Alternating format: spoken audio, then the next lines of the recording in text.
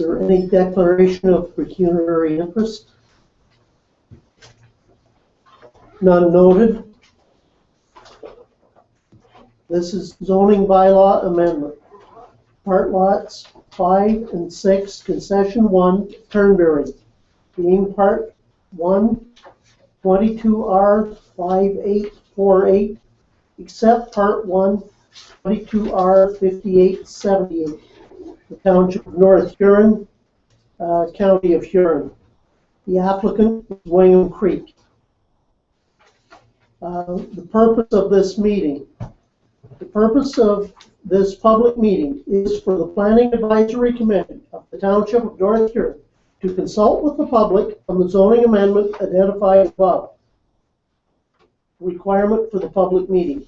This public meeting is required to be held pursuant to the Planning Act RSO 1990 as amended, which requires that council shall hold at least one public meeting and that all property owners within 120 meters or 400 feet of the area affected shall be given notice of the meeting by the clerk of the municipality. Pursuant to the Planning Act RSO 1990 as amended, council shall forward to such boards, commissions, authorities, and other agencies as council considers may have an interest in the proposal sufficient information to enable them to understand it generally. 3. Purpose of the zoning amendment. The subject lands are located on the east side of Wingham and have a total area of 36.944 hectare or 91 acres. The land is accessed from Charles Street, Highland Drive, a future extension of John Street, and a future street extending south to Highway 86. The subject property is designated residential and open space in the North Huron official plan.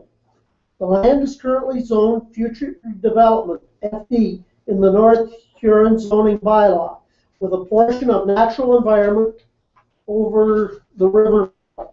The property is also the subject of a planning subdivision application, which received draft plan approval from the County of Huron on July 2nd, 2014.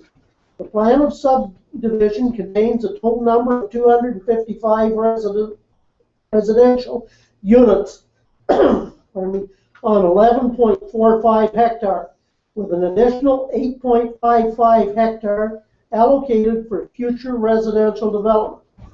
This subdivision is proposed to develop in 3 phases with a variety of housing types. The purpose of this amendment is to change the zoning from future development to a series of residential zones, R1, HX, and R2, HX, and open space, OSX. Zoning and the natural environment to be a natural environment and open space zone, OSX. All residential zones are proposed to have a holding zone placed on them until issues including servicing, phasing, and the placement of medium and high density residential units have been addressed to the satisfaction of the township. A total of 250 residential units are currently proposed, including a mix of single detached dwellings, semi-detached dwellings, and multi-attached dwellings. The next phase of the development will include the potential for apartments, homes for the aged, and other high-density types of residential units, as well as single-detached, semi-detached, and multi-attached dwellings. The applicant has proposed zoning symbols for the next and text for the zoning bylaw amendment, which outlines provisions for low and medium density residential zones. The proposed zones correspond to the lot frontage and the dwelling types proposed for each street or block. A copy of the proposed zoning is available for review at the Township Office or at the Planning and Development Department, 57 Napier Street, Goderich, Ontario. Okay, moving to point 4, comments of Huron County Planner. Denise? I have a brief presentation as well. Okay.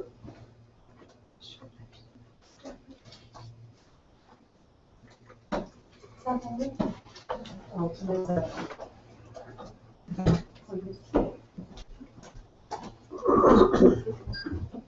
it's the power button.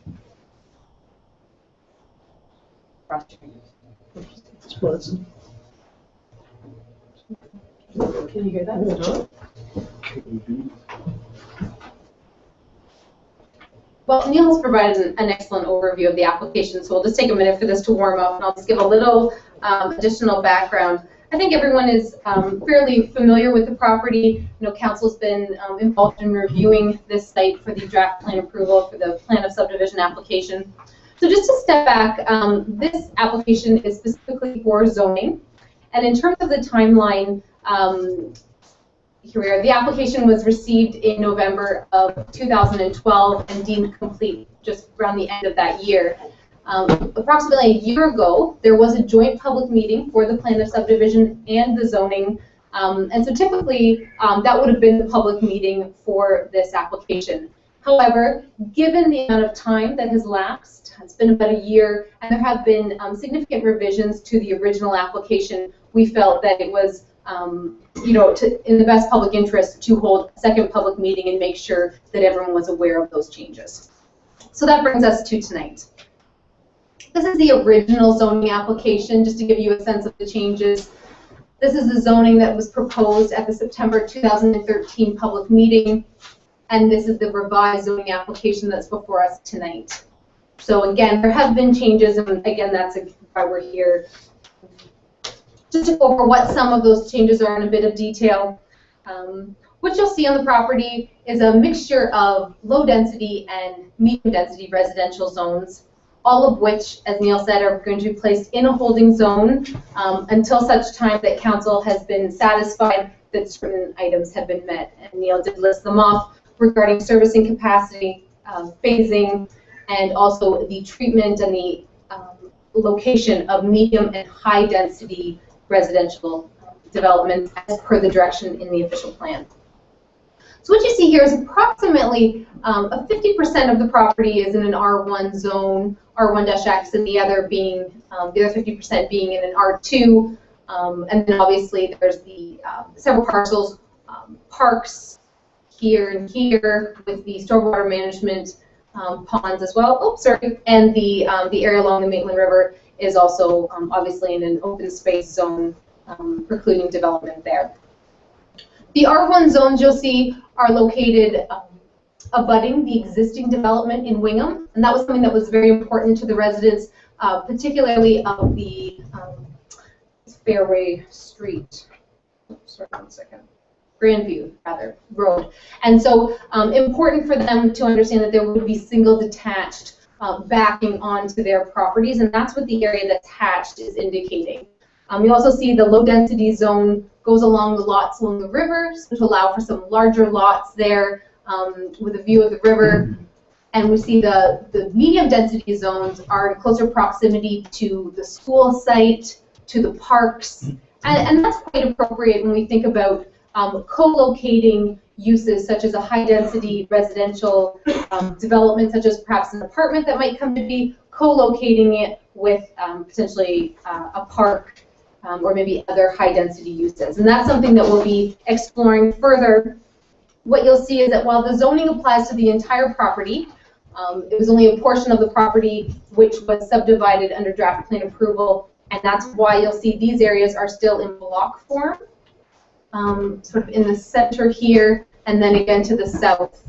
Those have not had a lotting fabric approved as of yet. That's something that we anticipate will come down the road. So in terms of the bylaw before you tonight, what you'd see is a typical bylaw, and with attached to those two schedules, one being the map, the schedule similar to the one I just had up, and the second is performance chart. Now, the reason we have this is that what the Western Consulting and A2A is proposing, there are low-density and medium-density zones, but they're a departure from the standard in the North Huron zoning bylaw. And that's why they have their own performance chart and essentially all of their own zoning provisions. Now, some are quite close to our standard. Some are a bit more of a departure. Again, Some of the decisions with respect to minimum lot frontage and lot depth have already been made as part of the plan of subdivision application. So in some ways, some of those decisions are sort of set in stone, and it's the other zoning provisions which the planning department had an opportunity to review. We did give comments back and forth with the applicant and have come to agreement on basically all of the matters. A few or two sort of minor matters I will point out. As to say, firstly, we asked for some clarification with respect to the language with multiple attached units. So this is where you would have multiple attached units or townhouses. We just want to clarify some per unit language so that the minimum lot area would be increasing per unit, where the front yard depth, for example, wouldn't increase per unit. So just to make that really clear in terms of its interpretation and an application for the bylaw in years to come, we just ask that that be added. So this is just a kind of a blown up version to show you some of the differences. For example, the minimum lot area in an R1 zone for the municipality of North Huron is in the order of 450 square meters. So you'll see here the minimum lot area for a single detached in the R1-X zone is 364 meters.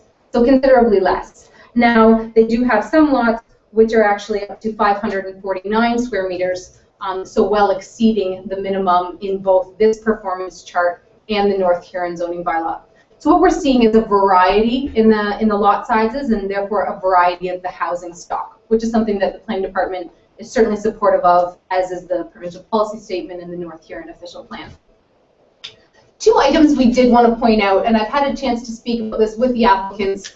The interior side yard, the planning department is asking that for single detached, semi-detached, and duplexes in both the medium and low density zones, there's an increase we're asking for that is 1.2 meters on both sides and not 0.6 meters on one side. And the reason we're asking for that is well documented in my report, but essentially 0.6 meters is 2 feet. And the planning department, in reviewing other zoning bylaws, doesn't feel that that's either necessary or appropriate for the context of development which is anticipated in Wingham Creek. 2 feet rather doesn't allow for typical property maintenance, even access to your dwelling, quite frankly. Your east trough need cleaned out, and you can barely put up a step ladder, quite frankly, in 2 feet and get up there and do what needs done. Furthermore, side yards are an area where there's quite a functions that happen. For example, it's the location of air conditioning units, vents, meters. It's the way in which the rear yard is accessed. With the narrow frontages proposed in Wingham Creek, there wouldn't be the opportunity that we sometimes see with new houses where a garage would actually have a garage door at the back of the garage, allowing someone to take their lawnmower straight out the back and cut the rear yard. With the narrow frontages we're seeing, it's highly unlikely that there would be enough room for that, and therefore they need those side yards to be able to have proper access. Drainage is one of the other main concerns when we get that close, and additionally there are building code issues potentially where you have really decreased side yards. So for these reasons, we are asking for an increase. To give you a comparison, all other unit types in North Huron would have a minimum of 1.5 meters on either side. So this is still under our typical standard, but it's something that we're willing to support at 1.2 on both sides. For the maximum lot coverage, this is something I've had a chance, actually, since writing my report, speaking with the applicant and doing a little further review of our bylaw. The planning department is willing to amend our recommendation and ask that the maximum lot coverage be reduced for single detached dwellings only in the R1 zone, a reduction from 45% down to 40%. Now, anywhere else in Wingham, a single detached, whether it be in a low density neighborhood or a medium density neighborhood, would have a maximum lot coverage of 35%. So we felt that in reviewing other bylaws and again, thinking about the way in which we want our neighborhoods to appear, both from a feeling and also kind of contextually, we want there to be a scaled difference between a low-density neighborhood and a medium-density neighborhood.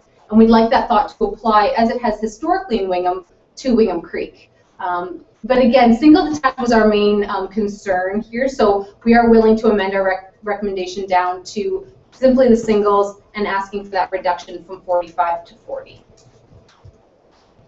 So that really wraps it up in terms of my comments. I guess I would just say that overall, we feel that this zoning is very appropriate for the development that we are anticipating in Wingham Creek.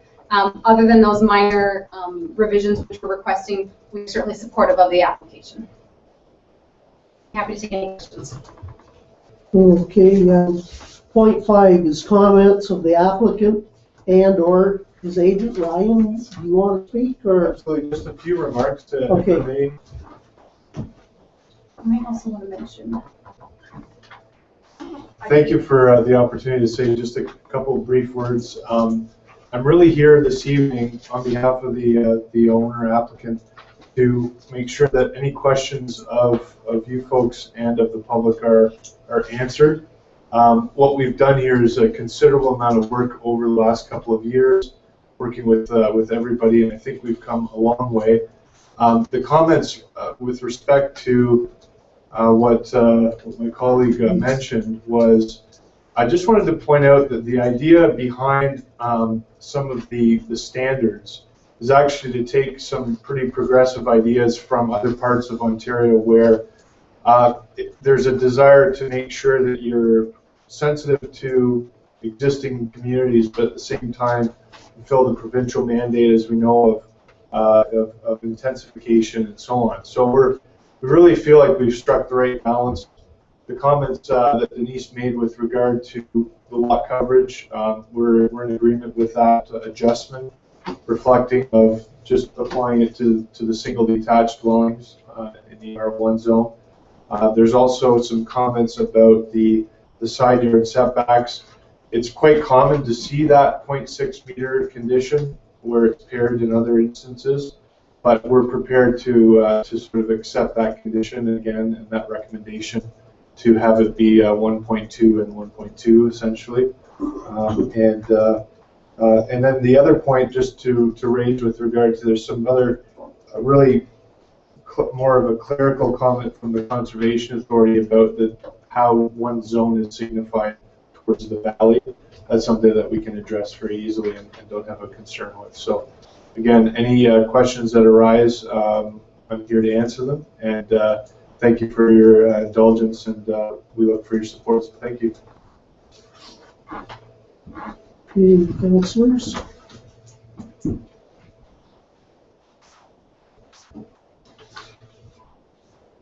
I would just like to comment that I'm really, really pleased that we were able to make those changes and reach agreement on that. That's a very good sign, very positive. Bernie? I just want to confirm with Denise that those changes have been made in the past. Everything we're doing is fine. We don't want to pass anything or go forward without those recommendations being followed through on. Right. So it would be important in the motion that that what we're directing is for an amended bylaw, as per the planner's recommendations and the comments from the Maitland Valley Conservation Authority, that the amended bylaw be passed with amended schedules A and B. Additionally, there'll be a motion of 3417, which is a section of the Planning Act which states that should there be minor changes since the time of the public meeting, that this would need to be, that you would pass that motion if council feels that no further notice is required.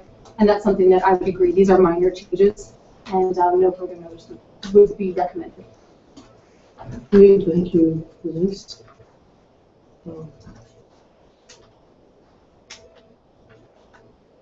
I think that the amount of time that we've worked on this, that it's moving forward, I think it's well documented as to how things are going, so that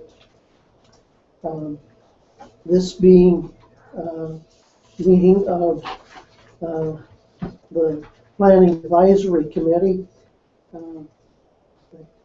not a council meeting, it will be up to council to make a decision. There's more stuff that I have to read. If there's nothing else right now. Point 6, comments of others. If a person or public body does not make oral submission at a public meeting or make written submissions to the Township of North Huron before the bylaw is passed, the person or public body is not entitled to appeal the decision to the Township of North Huron to the Ontario Municipal Board and may not be added as a party to the hearing of an appeal before the Ontario Municipal Board, unless, in the opinion of the board, there are reasonable grounds to add the person or public body. So that, is there any other person that wants to speak at this time?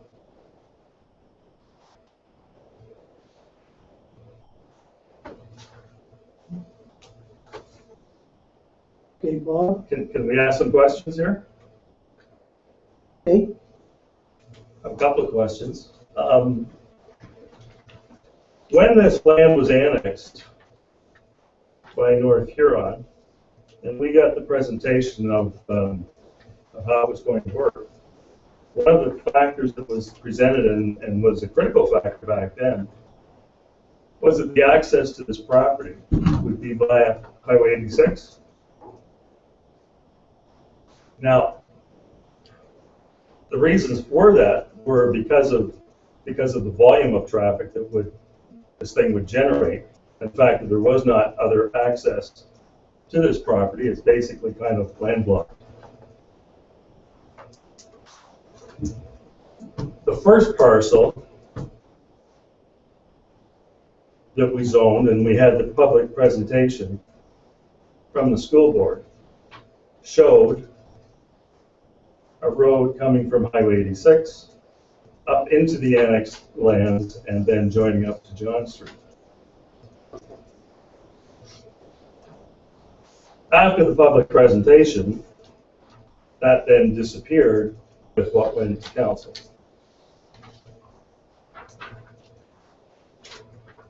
And I think we all know what's happening there. We've got about 4 times the traffic that they said we would have. It's all coming up onto a dead-end street, and everybody then has to turn around and go back again. So you know we have traffic problems. Now we're talking about adding 200 or 250 or 400, whatever it is, residential properties, and we're not talking in this plan, as far as I can see, of any access back to Highway 86.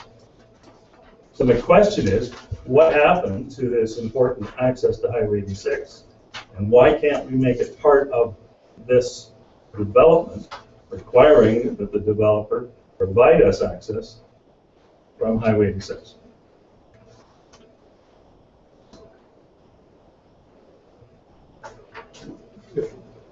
Do you want to take that, Ryan? With your Or? indulgence, I will attempt to answer the question.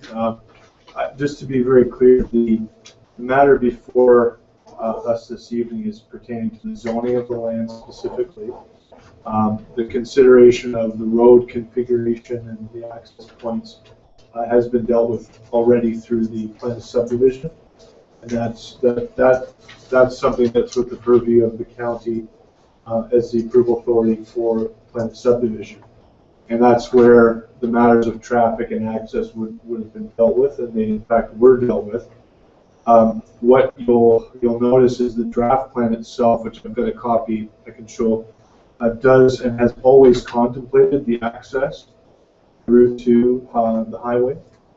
And in fact, remains that at the end of the day, our current owner, the one I'm here on behalf of, doesn't have specific control of the lands between the highway and the subject property. However, this particular road is the road that would extend when that landowner decides to move forward. So ultimately, I can say that through the consideration of the draft plan of subdivision, and actually it was in support of the zoning as well, a traffic study was done to determine how much additional trips would be generated by the development, and it was acceptable by the county as well as the township in terms of it being appropriate based on accepted practice. So it's still very much there, and it's unfortunately beyond the control of our owner to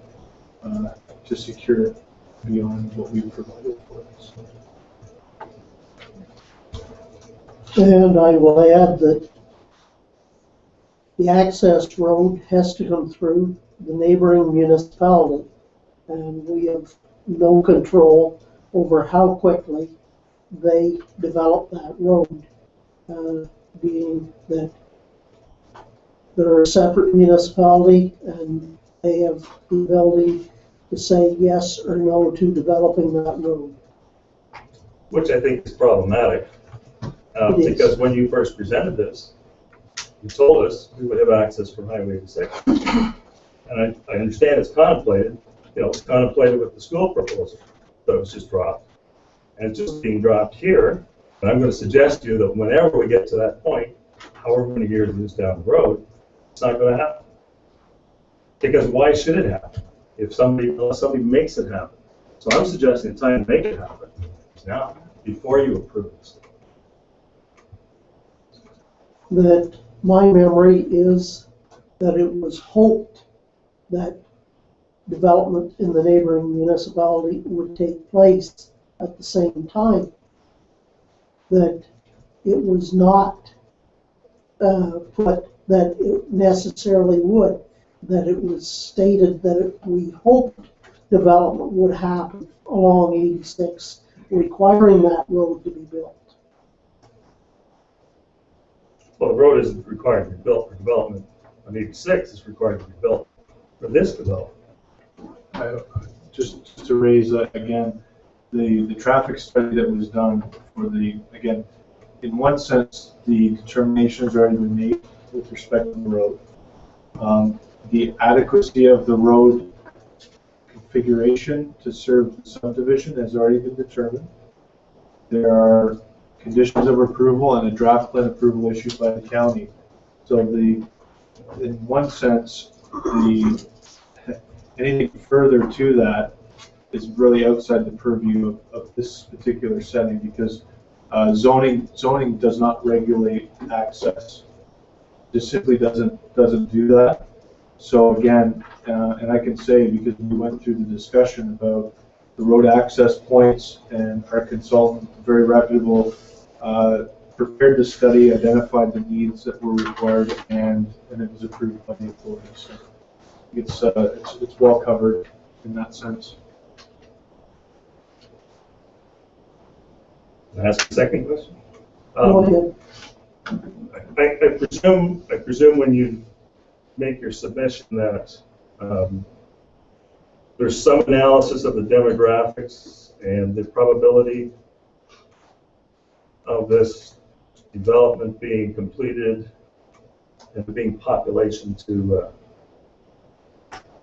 support this idea. And so my question is, I think those things are generally reviewed by the planning department, who get people to assess how good the projections are. My question is, was that done, and what was the outcome of the review? There was a market study, that will allow Brian as well. There was a study done looking at the market projections for population, and in this case, rather than having it reviewed exclusively internally, we also sent it out to have it peer reviewed. It did come back with some qualifications, and saying that they felt that some of the statements made were optimistic, that it may be a longer time period before this development would actually be built out. I think there's some agreement it's outside the planning horizon, which is typically 20 years. So we're looking beyond that in terms of the entire development, the 450 lots. So that was certainly taken into consideration, and that is part of why a scaled down number of lots was recommended for approval by the planning department, as opposed to the entire 450, because we felt it was premature at this time to be creating that number of lots. And again, I think it's important to recognize that I think we would all agree that there's certain things happening in this community that could be an impetus for development taking place.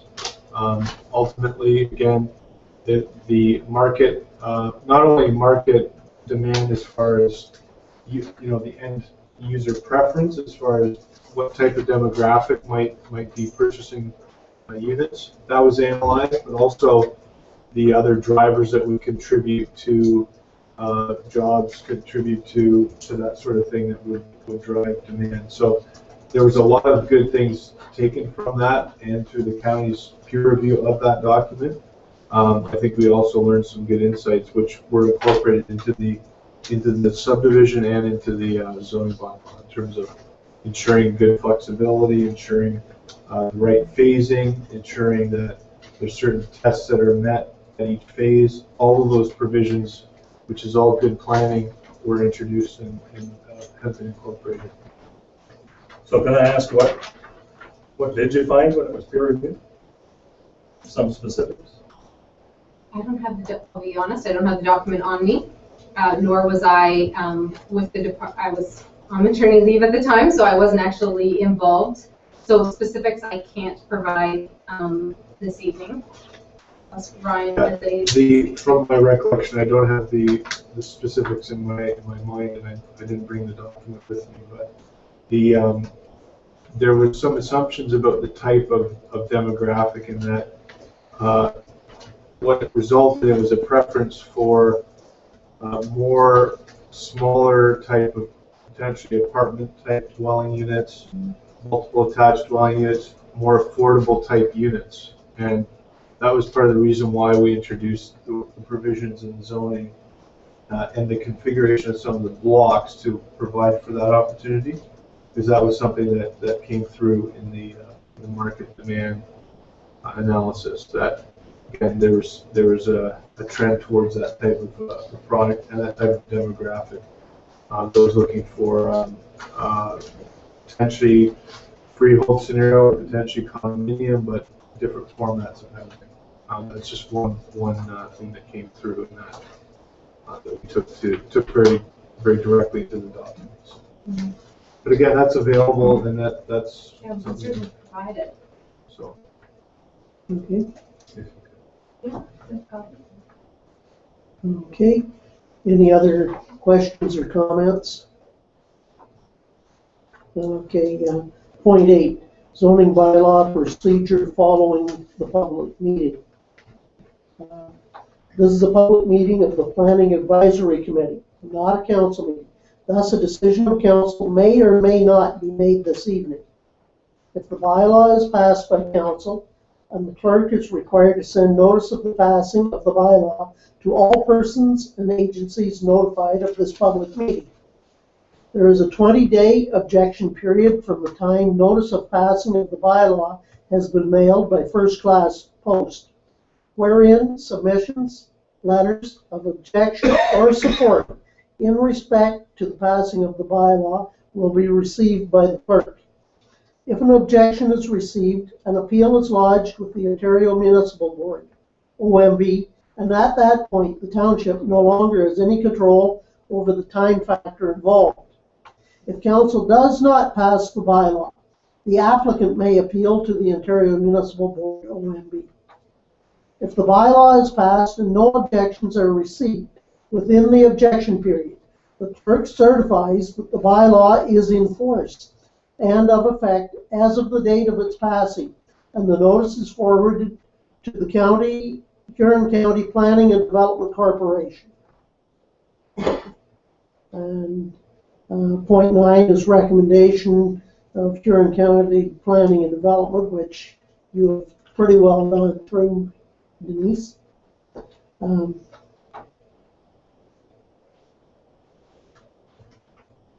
Does council want to make a motion now, or? I make a recommendation to council that we accept this report as and accept the zoning amendment. The zoning amendment be approved. Campbell seconds that. Got that? Anything else from council? All in favor of the motion? Carried. Okay. So,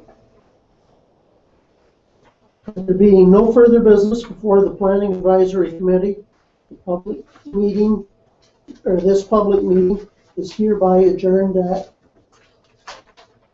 7:35.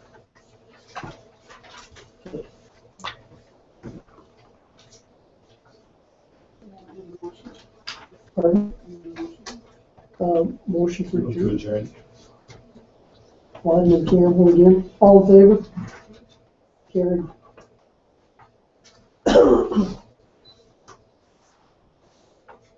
Okay, call to order for another Planning Advisory Committee meeting. This is a zoning bylaw amendment. This amendment applies to all lands within the Township of North Huron. The applicant is Township of North Huron. Purpose of this public meeting. The purpose of this public meeting is for the Planning Advisory Committee of the Township of North Huron to consult with the public on the zoning amendment identified above. Point 2, requirement for the public meeting. This public meeting is required to be held pursuant to the Planning Act, RSO 1990, as amended, which requires that council shall hold at least one public meeting, and that all property owners within 120 meters of the affected area or area affected shall be given notice of the meeting by the clerk of the municipality. Pursuant to the Planning Act, RSO 1990, as amended, council shall forward to such boards, commissions, authorities, and other agencies as council considers may have an interest in the proposal sufficient information to enable them to understand it generally. Purpose of the zoning amendment. The purpose of this amendment is to update the AG2 zone of the Township of North Huron Comprehensive Zoning Bylaw. Currently, the AG2 zone is agricultural, commercial wind energy facility zone. This zone no longer is needed in the zoning bylaw, as these types of facilities are no longer able to be regulated through zoning since the passing of the Green Energy Act in 2009. The AG2 zone will be deleted and replaced with a restricted agriculture zone, which will prohibit the establishment of new residents following a surplus resident consent. This is in line with policies recently passed by the North Huron Council. Comments in the planner? Please. Very brief. Essentially, we're recommending approval of this change. I was at council a few weeks ago to explain essentially what this would do. But essentially, this gets back to the remnant farm parcel that is created when we do a surplus residence consent. So if we start with 100 acres, sever off the house, and it's about 3 acres, the 97 acres remaining parcel will be rezoned AG2 and prohibited from having a new residence built upon it. It increases the clarity of the zoning bylaw, and again, gives that red flag to people as they're purchasing properties that they know that restriction exists. So again, it's a sort of a housekeeping matter, and we recommend that council approve. So basically, Denise has covered why the township is doing that for point 5. Point 6.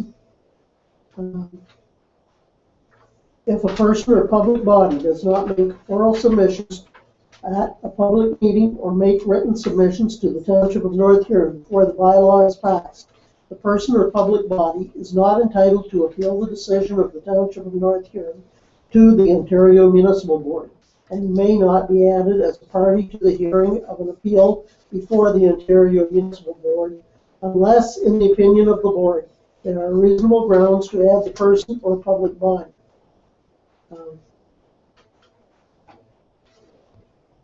Members of the public, is there anybody that wants to add comment?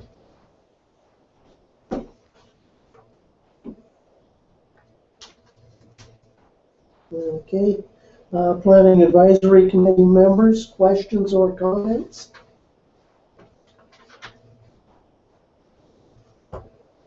Okay. Going to point 8, zoning bylaw procedure following the public meeting. This is a public meeting of the Planning Advisory Committee, not a council meeting. Thus, a decision of council may or may not be made this evening. If the bylaw is passed by council, the clerk is required to send notice of the passing of the bylaw to all persons, agencies notified of this public meeting.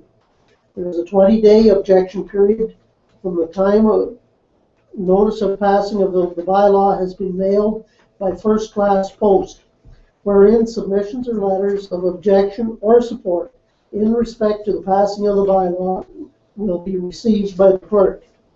If an objection is received, an appeal is lodged with the Ontario Municipal Board, and at that point, the township no longer has any control over the time factor involved. If council does not pass the bylaw, the applicant may appeal to the Ontario Municipal Board. If the bylaw is passed and no objections are received within the objection period, the clerk certifies the bylaw is in force and of effect as of the date of its passing, and notice is forwarded to the Huron County Planning and Development Department.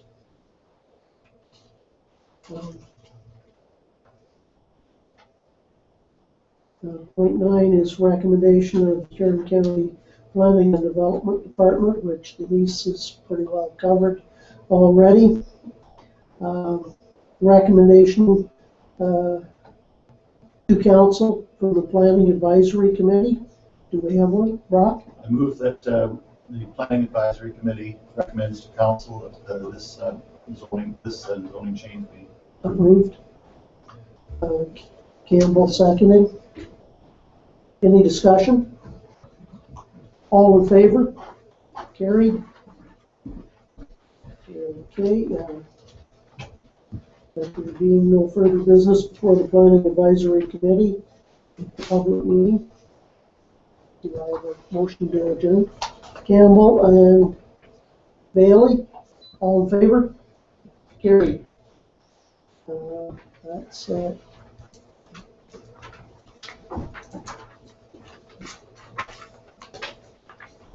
7:42.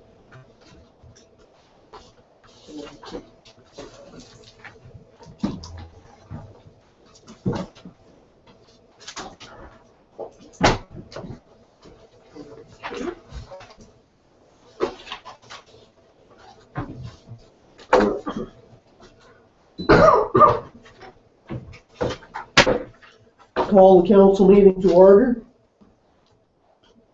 and ask for a motion to accept or amend the agenda. Campbell and Rodden. All in favor? Declaration of pecuniary interest, if any. Your worship, I have a declaration of interest under bylaws, the cross-border servicing agreement. Okay. I was supposed to add department reports for fire department, the zoning bylaw for William Creek, the all zoning bylaw, all lands within North Huron. And there is an in-camera dealing with personal matters about an identifiable individual, including municipal or local board employees. I better go back to that one first. Interest, declaring conflict on the cross-border service agreement. Okay.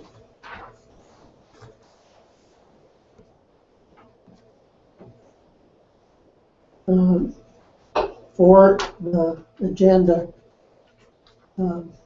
Campbell and Baldwin, is it okay to add those points? Okay. I'll do it all in favor of it again. All in favor, carried. Okay. Any other pecuniary interests? Okay. Reeves report that I have a number of flyers and things that I picked up at the annual conference. Any of the counselors wanting to go through some of it, they are available to the counselors at the end of the meeting. Also, I had a very interesting Sunday on downtown Blythe for the Fair on 4. It was extremely interesting watching it take place. I want to commend staff that volunteered to help out. That was great. Members and individuals, the volunteerism was fantastic for it. And the number of hits on Facebook and a number of media things was great. It proved we could do it. Even though there was a number of naysayers that bought tickets hoping it could be done, but were blown away by how successful it was done. And I think that it was just an example of how a group of people can be very positive and very, very productive in coming together under a common purpose. Also, in Blythe this week, that there's the build-up for the Thrashers for the end of the week. That's underway again, and commending all the volunteers that put things together to make it work. That is why Councillor Hallahan, if he makes it, is going to be late, that he's finishing up a number of things on one of the committees for the Thrashers, so that that's great. And just, I think I'll throw out a little bit of a plea. If anybody wants to bring their shovel for Saturday morning, there's 250 trees to be planted under the TD, what's the proper name of the program?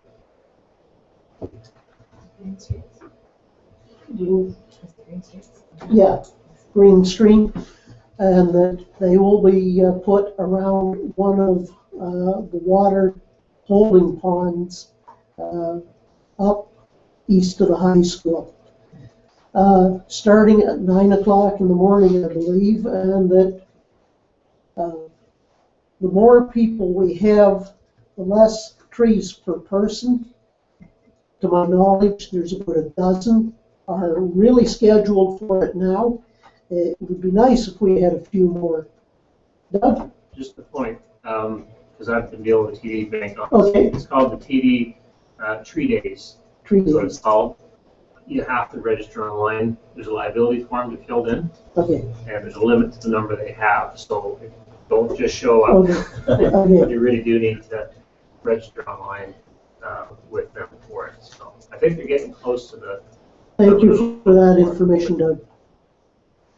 That I haven't signed the thing yet, but my name is on the list. Okay. I think that's the main things that I want to report at this time. Reading of the minutes of the previous meeting. Do I have a motion? McGowan and Campbell. Any questions? All in favor? Carried. No deputations or petitions. Nothing from business arising from previous meetings. Going to department reports, I want to take the fire department of North Huron report out of order to allow David to get to other fire department business. Appreciate that. I was double booked this evening, and the rest of my officers meeting right now without me, which can be kind of scary if you're the chief and you're away for an hour or two and everybody else is meeting around you. But just a couple of notes. First one, would be his Fire Department North Huron Captain Russ Nesbitt, who's also an acting sergeant with Huron OPP. Received notice today that he is this year's recipient of the Huron County Warden's Police Officer of the Year award, which is really good for us. He's been very active with Special Olympics, and as a fire department, we're very proud of Russ. We want to make note of that. Second note is that today was the first day of Morris Turnberry and North Huron working together in fire prevention. So Fire Prevention Officer James Marshall is working for Morris Turnberry and contracted to us, and he is out of the STC, and that started today. And he was already working with Councillor Hallahan on some of the outstanding pressure stuff before the reunion starts this weekend. And the last item I had on my list in my sort of August summary report will come out next council meeting. It's a little bit faster for me to I'll put together for this evening. Is with regards to Rescue 3, which is the truck out of Wingham Station. And it has been out of service with the fire department now for just 6 weeks. It's domiciled at the STC, but it has not been responding.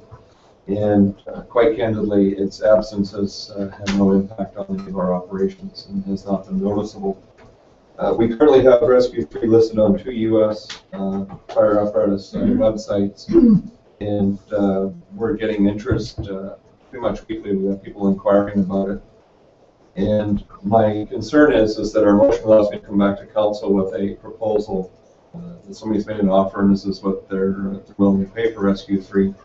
My concern is with the election coming and the sort of collar that puts on council operations.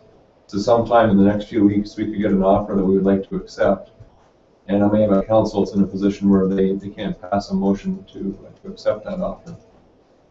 As such, I would ask for a motion this evening authorizing me to dispose of the truck for a fair and reasonable price, which in essence gets us around that collar.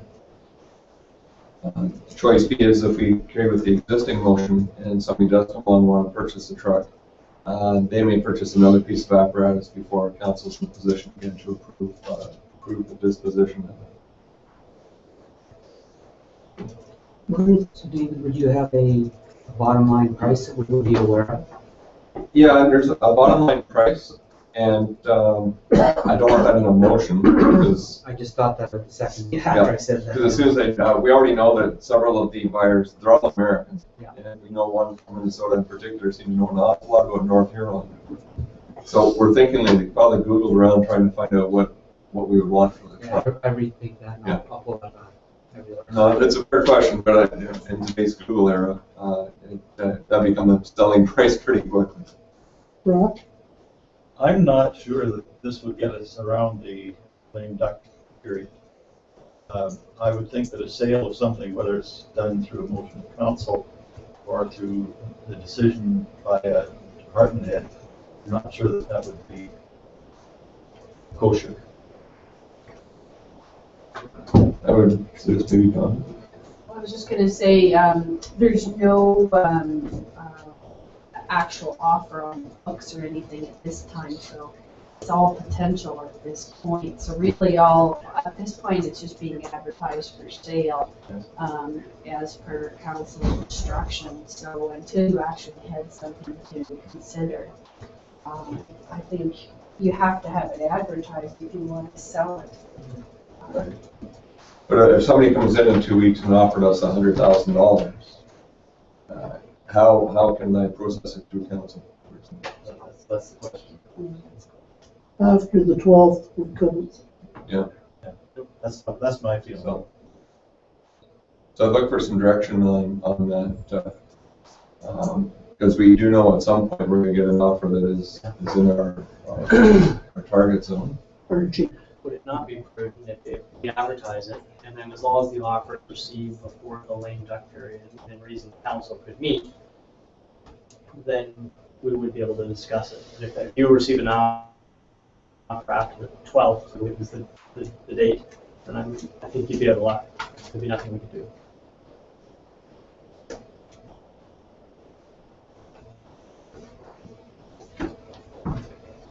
So if I don't receive it by the 12th, we should basically stop advertising it until December? Because I don't think we have the authority to bestow upon you the ability to say, like, if you got an offer, even though we authorized it to be advertised after the 12th, if it came in technically, I don't think you'd accept it, because it would have to come to council. Am I right? Or? That starts September 12th, the first council meeting in the council. So actually September 11th, then is the... Yes. Unfortunate, but that's Okay. the law. Well, the bigger hurry we're in, the lower the price we get. All right. Flip side is that if a truck is for sale and then it is out on the market until December, most people aren't interested close to Christmas on bringing a truck in service because of the time to do so. Perhaps put it on sale. Yeah, I don't want. Yeah, I just don't want to give it away. No. Okay, so there's no. I'll look to the experts out here how I can They're make not, this work. they're not their heads. No, I don't. All right. I don't think there's a way to. So we got till September 11th. Don't put that in the newspaper. Alrighty, and then when does the window back open again? 1st of December. 1st of December. Which realistically is probably realistic in January. It's just unfortunate on our part. We have to truck it, and honestly, it's just sitting at the training center. And but at the same time, if there's no way around it. There's no way around it. Other than that, my August report will be at the next council meeting, but we continue to be busier than we really normally are. No rhyme or reason to it. Some reduced intensity or the. Well, we had 2 structure fires requiring mutual aid assistance in the month of August. So it's still there. And last week marked my first complete year as fire chief, so I want to thank all of you for your cooperation, working with me as I start to learn the importance of public service as opposed to private business. Such as September 11th kind of deadlines. But anyway, thank you very much. Thank you, David. Okay. You ready, Pat? Sure. Director of Recreational Facilities. Thank you. Before I get started, I just want to introduce a couple people that are here with me tonight. I have Alan Davis from Alan Davis Bartends. If you want to step up and join me in the hot seat, that's a welcome. He's going to give part of the presentation tonight on behalf of the renovation committee. And we have from the 1419 Inc. David Peacock, he's the chair of that committee. Tonight we're very excited to be presenting the Blythe Memorial Community Hall renovation and restoration project design, schematic design, and budget to council. In your package was a brief report. It was not something that I could put in a report for council package. You really have to see it to believe it, and you can see around the room some of the design drawings that are available. We also have the schematic design booklet available. I have more copies if anybody wants them.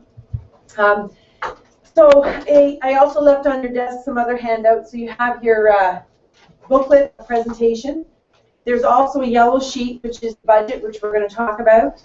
There's also a letter from 1419, which was in your package, and I also left a copy on your desk. And so without further, I'm just going to start through a bit of this. And I forgot Marion DeVries is also here, who is from the Blythe Festival and is the artistic director for Blythe. And I always say it wrong. It's not just the Blythe Festival, it's the Blythe Center for the Arts. And she's been an integral part of our committee. Thank you for being here. I'll go to the next slide. So we've had a renovation committee put together. It's an independent advisory committee. It's not part of 1419. It is not a committee of council. It has been a group that has been put together of all the stakeholders that have an interest in the renovation at Memorial Hall. And so you can see from this, there's a broad range of people representing the Legion, the 1419 campaign, the township, the Blythe Center of the Arts, and some general members. And we were fortunate to have one member who was there during the 1990 renovation, so he's been very helpful. The process that we've gone through in the last 7 months, we went through a lengthy architect selection process, 3 phases where we had a request for qualification, a request for proposal, and then we narrowed that down to 3 architect firms which we interviewed as a group. And after a lengthy process, we selected Alan Davis Architects from Godridge as the partner in this project and our consultant. There are 3 phases to this project, and we're really completed phase 1, and that's why I'm here tonight to talk to you. We had the schematic design phase, which we've been working with Alan since June 2nd until today. And we're completing that now, and we're going to share that with you. We would like to immediately move into phase 2, which is the construction document phase, where we would ready all of these documents for tendering and basically have the bid-ready package for a contractor and complete that phase in April 2015. Ready to tender the project May to June 2015. And in phase 3, our construction phase would run from September 2015 to April 2016, which is a time when the Blythe Festival is not in operation, and that's our window of opportunity to complete the renovation. As a committee, we held a number of meetings in order to gather the feedback from the community, and we focused on the lower hall, then we had a group focusing on the upper hall. We had a meeting just about the courtyard, kitchen subcommittee, a theater technical focus group, an art gallery meeting, and we also had a group of stakeholders involved in the memorial artifacts at Memorial Hall. So the feedback from all of those was thank you for asking us, and they had lots of things to share with us, not only about the functionality of the building currently, but also how it could be used in the future and what we need to make it grow for more rentals, more activities, and more use and the future that the Vision 1419 has for the community. The budget for the project comes out at a total of $3,216,521.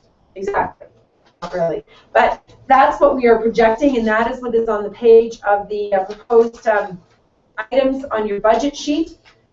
We have a construction cost of $2.8 million, design consultants and additional fees of just under $340,000 for our project total.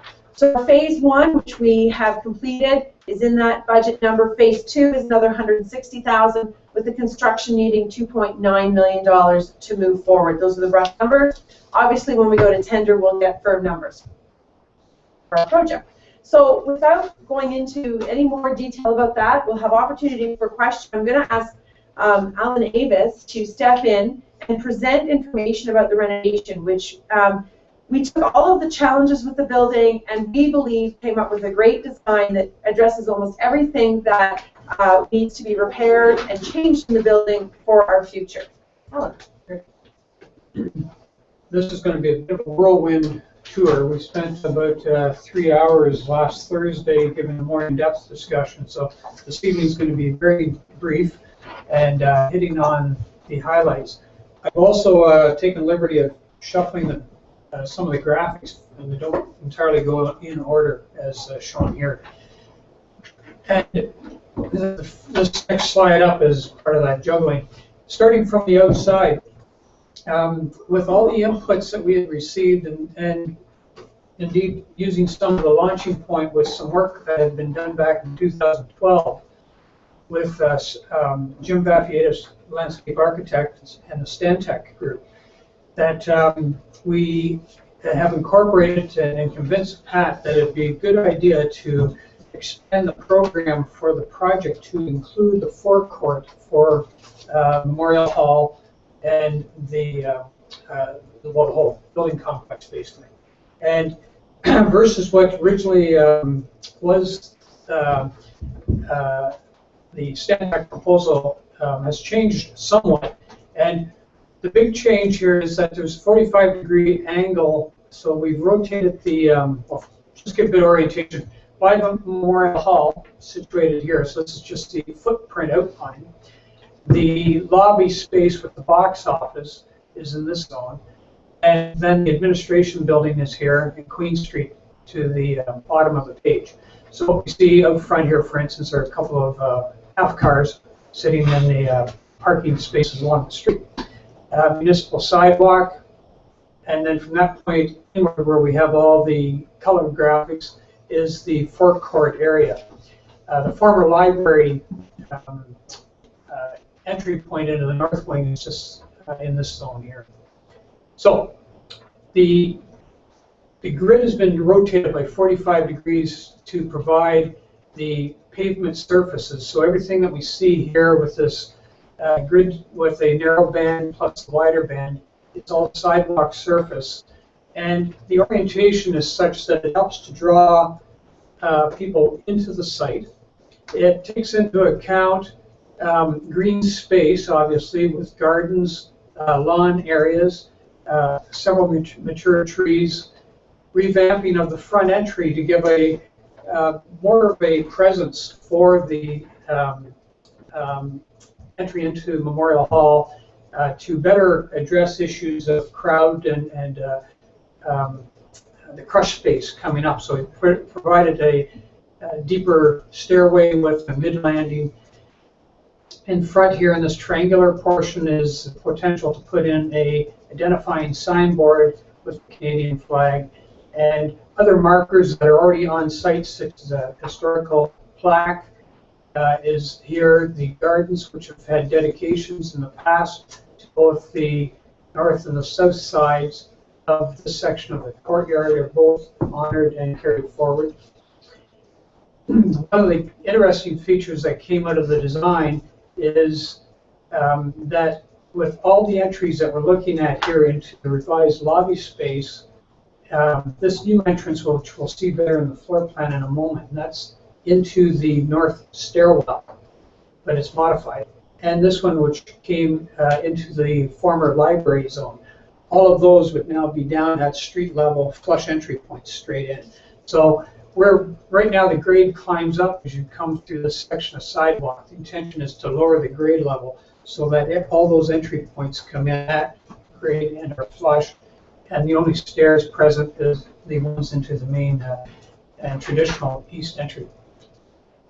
Give a bit more of an idea of what it looks like from the street. The before shot with the flagpole in good orientation in that fashion, and with the porch. It's not overly abundant here, but was evident, but we'll see in a moment. The wall of the porch we're looking at pulling forward to just fall in behind the column line. So there's a slight change there. And then the new stairway and such. Potential sign panel of some sorts can, again, this thing, the sign panel itself is not designed in detail, but the indication is that there's some ability to put a marker in here which can recognize the overall site and what is happening on the property.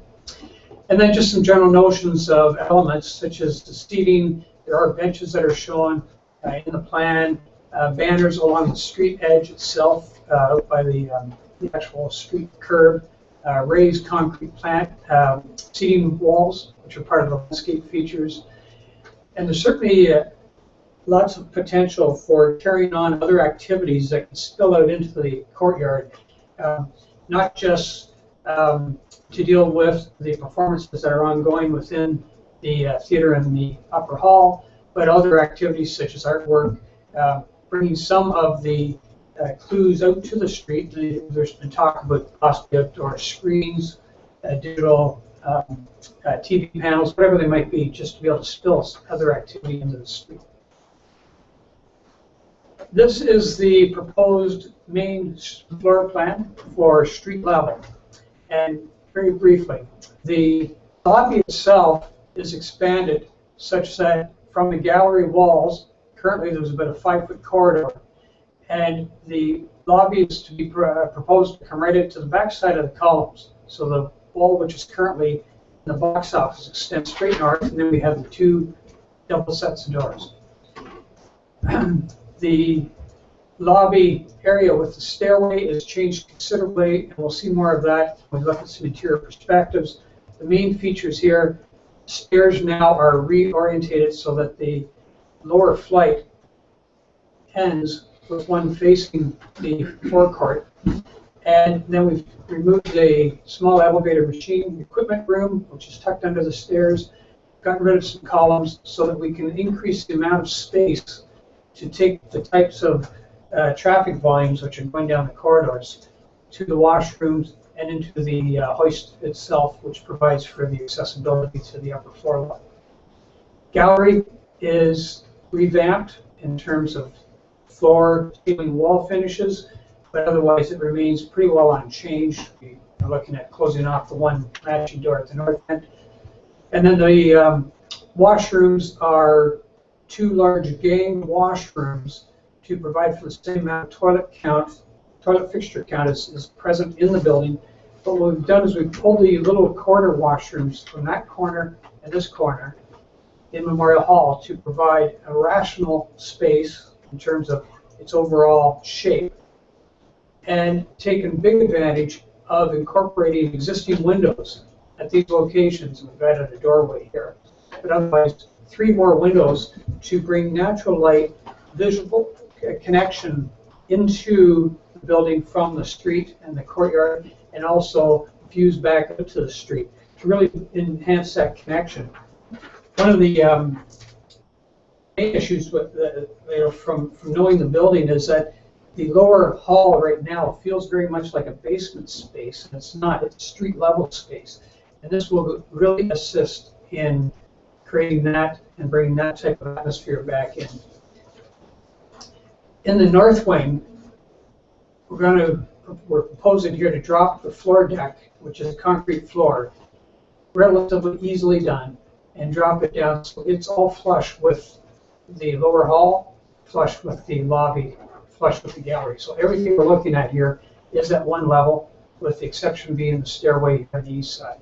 And even this stairway, which is on the north side of the building, adding additional risers so that there's a landing which is immediately off of the lower hall, and providing a connection from the lower hall rather than the little stairway which is tucked way back in here at the moment.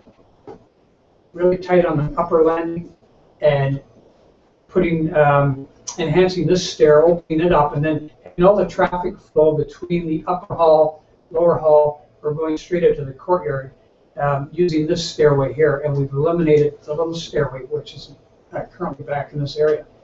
That went a huge distance to freeing up how the space can be utilized for the kitchen and the other utility rooms, storage rooms, pantry, and such. What's also really handy here is that barbecuing for the kitchen facility came into discussion, and now we've got grade level access from the kitchen that can come out and utilize the area forward of that door for barbecuing. This is very briefly to provide some notion as to what we refer to as the palette of materials, looking at ceilings with some gypsum board bulkheads, potentially lay-in wood ceilings, and we also have some lay-in tile ceilings. They can be very rich and quite different from just a fissured ceiling tile that both might immediately think of when talking about lay-in ceilings. Variety of more traditional lighting fixtures, flooring options have not been decided. Well, none of these finishes have been nailed down yet. That would be in the upcoming phase. But looking at possibilities of things like polished concrete floors, or sticking with wood or wood-like floors, and taking the columns, which are quite bulky right now, big square columns, and stripping off all that framed-in surround on them, treating the columns with an intumescent paint to provide the fire rating, which the drywall currently provides, and then enhancing those columns and making them decorative. We're at that point reducing the physical size of those columns and opening up the space in doing so. Upper hall, so the main auditorium, with the stairway and the stage by way of orientation. And so coming up through the main lobby, the landing's been increased by angling a new portion of the landing itself, and swinging the door to This is in direct response to the ushers and volunteers that are helping to guide people to seats and just flowing through the building as they're standing in this area. Up to this time, they've caused some congestion on the stairways because it's a fairly tight space. So this is intended to provide some standing space just to the side of the main traffic and address some of that concession. The auditorium, we're looking at revised refurbishments in terms of flooring, paint systems and such. All new theater seating throughout. The seating itself is upsized from what the current seating. There's a variety of sizes of seats, 19-inch wide all the way up to 22-inch in a number of varying quantities. All of the 19-inch seats are gone in this scheme, and the smallest seat going is a 20-inch. And the 1-inch does make a difference, let alone the fact that we have more 21 and 22-inch wide seats. So from a comfort point of view, there's great enhancement. These dotted lines forward of the stage are indicating a all-new lighting grid for theater lighting. Attached to that would also be some amount of fixed lightings for general public use that would be independent of the theater techs themselves operating the lighting system. So for whatever might be high school graduation or whatever purpose might, whatever functions might be there, if it's sufficient to have the fixed lights that would be set in that grid, then there would not be a need to have involvement from the theater tech folks to run the other theater lights. Stage, we're looking at refurbishing the floor, and this is that little stairway at this location which went down through by the kitchen area, the proposed kitchen. That's now closed off, so it's a janitor room, and the main stair is this section in here, which is the existing stair, and what we've done, we've added an additional length down at the bottom, which we saw on the previous slide. The rest of the backstage areas, crossover, stage right and left, those are essentially unchanged. Balcony, there's continuation of all these seats, and to make consistent the risers up in the balcony. The risers right now come in different heights and depths. They can be a little tricky for walking, so to make them all consistent riser heights is a very good safety move. And we are going to be revamping the technical booth that the stage technician or the theater technicians utilize.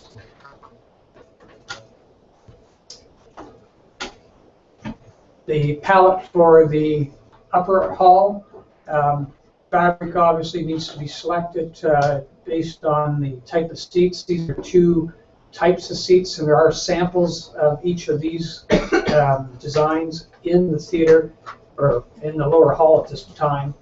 The one has a cast iron type of end to it, or cast aluminum, I guess it is, and it's a little more traditional, and then the other is a little more of a modern look. Again, carrying on with light fixtures, still keeping within the traditional character, refinishing of floors, with new carpet runners, and with that might be the possibility of integrating different types of pathway lighting within the edges of the carpet. We will be developing strategies to deal with the memorial plaques in a very respectful way, and to try to increase their visibility and the ability for people to really appreciate those plaques, and to deal with other issues such as the how on an ongoing basis can other names be added to those plaques as those locally are still served or continue to serve with the military. So these are set up to show before and afters, roughly from the same perspective. And this one in particular really highlights the fact that getting rid of these little washrooms, and we can see a corner of the room there, and the other one is over in this corner. So that is the same corner with the two new windows, or the two existing windows now opened up within the lower hall.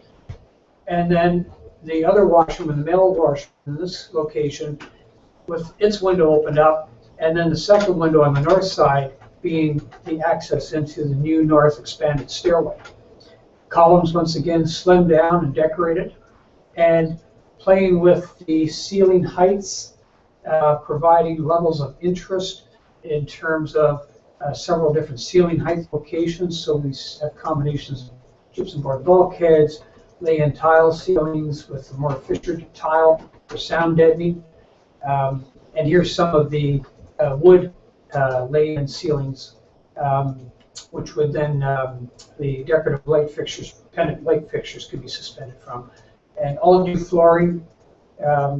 The one concept that's strongly being considered at this point too is in-floor heating throughout the lower hall with a whole new concrete slab, and that going a long distance to increasing comfort and also to diminish the notion that it's basement or subterranean space.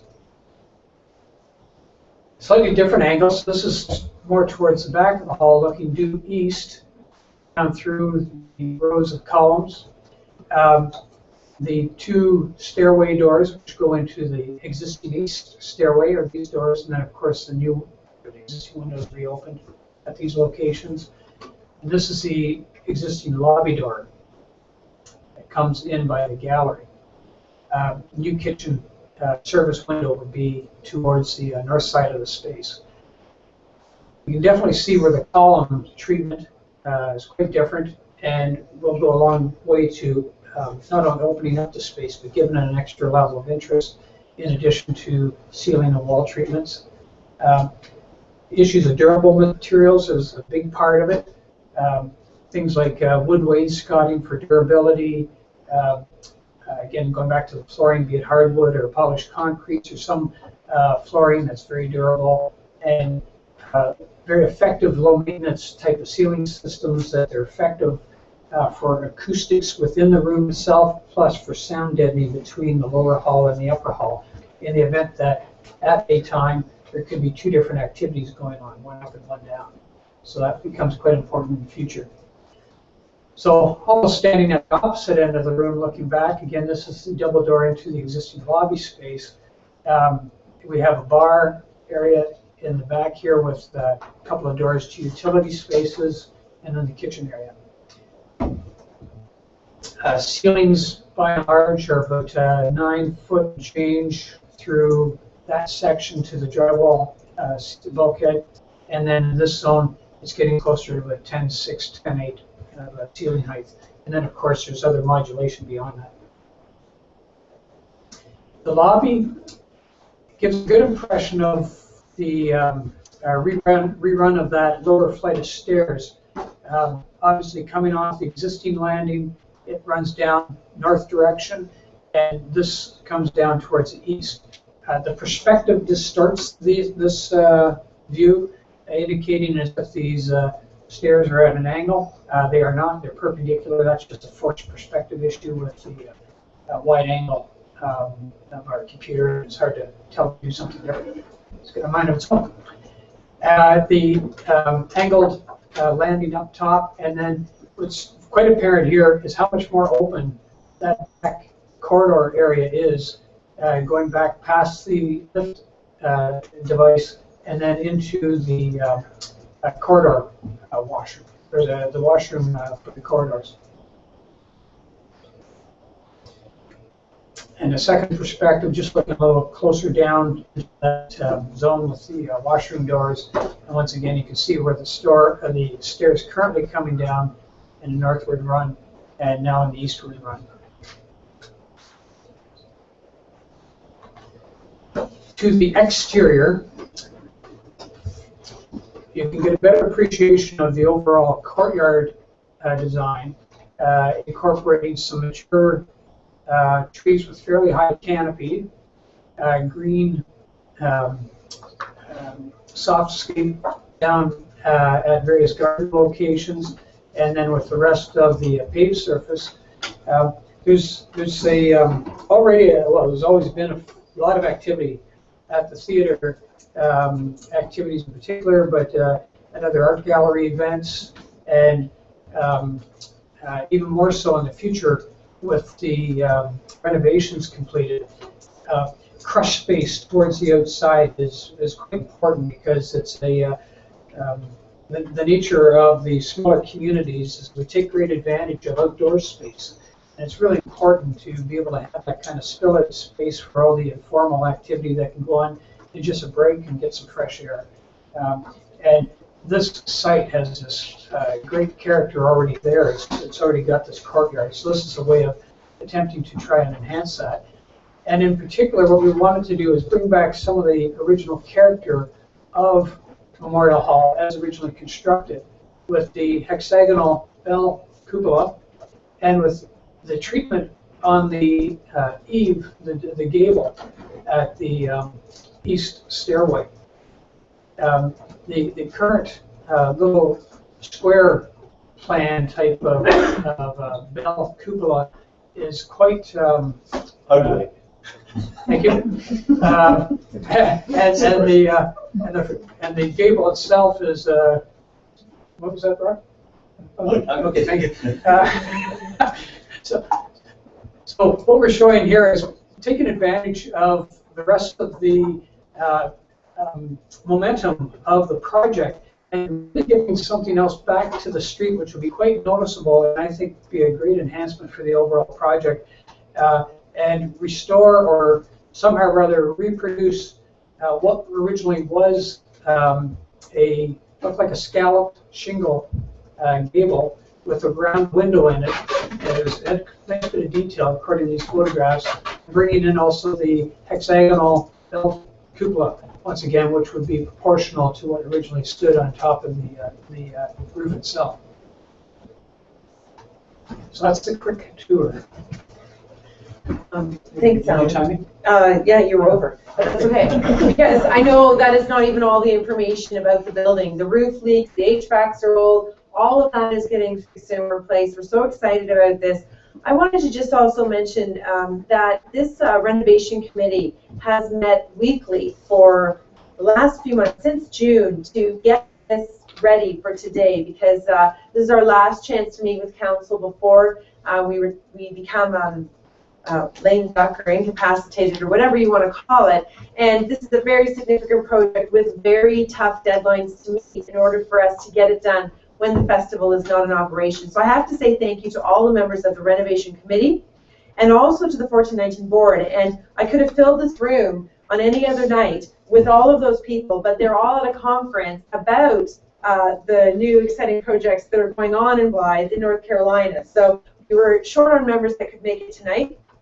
I do have additional copies of all of these products here, the budget and such. In my report, just to summarize then, to go back to what we're asking from council tonight, is that you approve the schematic design proposed, that you also approve the proposed budget for the project. It's also asked the council approve the renovation committee proceed right now to phase number 2 of the project to start the construction document phase, and then we can hire our consultants to move forward. The funds for that phase 2 will be remitted from 1419 to the Township of North Huron to pay for that phase. It's also recommended the council approve the project proceeding to phase 3, the construction phase, with the provision that the funds for the project are remitted to North Huron by 1419 Inc. in advance of the tendering process for construction, which is April 2015. So that is our request for motions this evening to move forward. I'd like to ask any questions of anybody on council that have any. I'll turn it back over to you, Reeve. James. Are we moving the little elevator that's in there now, like you said you were moving it, or? It is only the equipment itself, the hydraulic pumps, that had to be relocated, but the lift itself would remain, yes. Okay, okay. And another question. In regards to the kitchen, there's a lot of new standards that we know have to, and that's probably something that's down the road, but sprinkler systems and all this kind of stuff will have for the kitchen, and you haven't mentioned anything. No, there's a lot of detail we skipped by, believe us. I assume that. There's a fairly lengthy list in the breakdown of the cost, which would probably go a long way to giving a good or much better sense as to what all the components of the work are involved in the project. The building itself right now, to answer the one of the sprinklering, the building itself is sprinklered at this time, including the adjacent administration building, except for the upper auditorium. It's the only space that's not currently sprinkled. The program that's provided here does extend the sprinklers through that zone, and indeed carries it through all the renovated areas. That kitchen included with a full NFPA compliant range hoods and everything else that's required. We've worked quite closely with a commercial kitchen consultant based on the input from the various user groups to date. We've got itemized listings of individual building or components of that kitchen that are ready for reviews. I know some kitchens that Oh, yes. go ahead, and, you know, you've answered all those questions. Yeah, we've worked closely with the church organizations, which have traditionally utilized the lower hall, with the Legion, the Ladies Auxiliary of the Legion, mostly, and the catering services around. So we've had some fairly in-depth discussions to make sure it's right. And those will carry on. Brock, I'm wondering, is the 1419 committee prepared to advance additional funds, should they be required, for the renovation project? Is it line tonight? Yeah, so I guess the original target we had aimed for was 2 million, and now it's 3.2 million. And we're fortunate to have David Peacock here to maybe address that directly for council, if he may. yes. So Brock, rather than keep me hanging on that one, the answer is yes. And I wouldn't say, first of all, I'd like to commend and thank the township of North Huron, township staff, in particular, Pat, Marion, for attendance tonight and their attendance at all the renovation committee meetings. This is $1.2 million more than we anticipated when we started out, but we feel that we are fully behind this project. The $3.2 million renovation to return this hall to the splendor it deserves, well within the scope. And I would like to read to you, if I may, a motion that was made at our meeting on Tuesday, August 19th, and the motion was that 1419 is a not-for-profit incorporation that is committed to this goal. 1419 shares with the Township of North Huron its appetite to expand its fundraising targets to meet the goals set out by the Renovation Committee. The board of directors of 1419 Inc., of which I'm the chair, are comfortable with recommending an estimated $3.2 million budget for the renovation of Blythe Memorial Community Hall as within the scope and consciousness of the larger vision of 1419 Inc. to develop Blythe as a true Canadian center of innovation. That motion was carried unanimously by the board, and we're quite happy to back that motion. We recognize the time constraints that are required in meeting, not also simply the phase 2, but the phase 3 commitment to tendering this out for construction, and we're fully behind that. Many of you joined us for dinner on Sunday, 1,419 of you apparently. Thank you. That's the beginning. It's an auspicious beginning for something that we think will have a lot of legs. Our fundraising to date has been quite successful, and we stand behind this project unanimously. Thank you.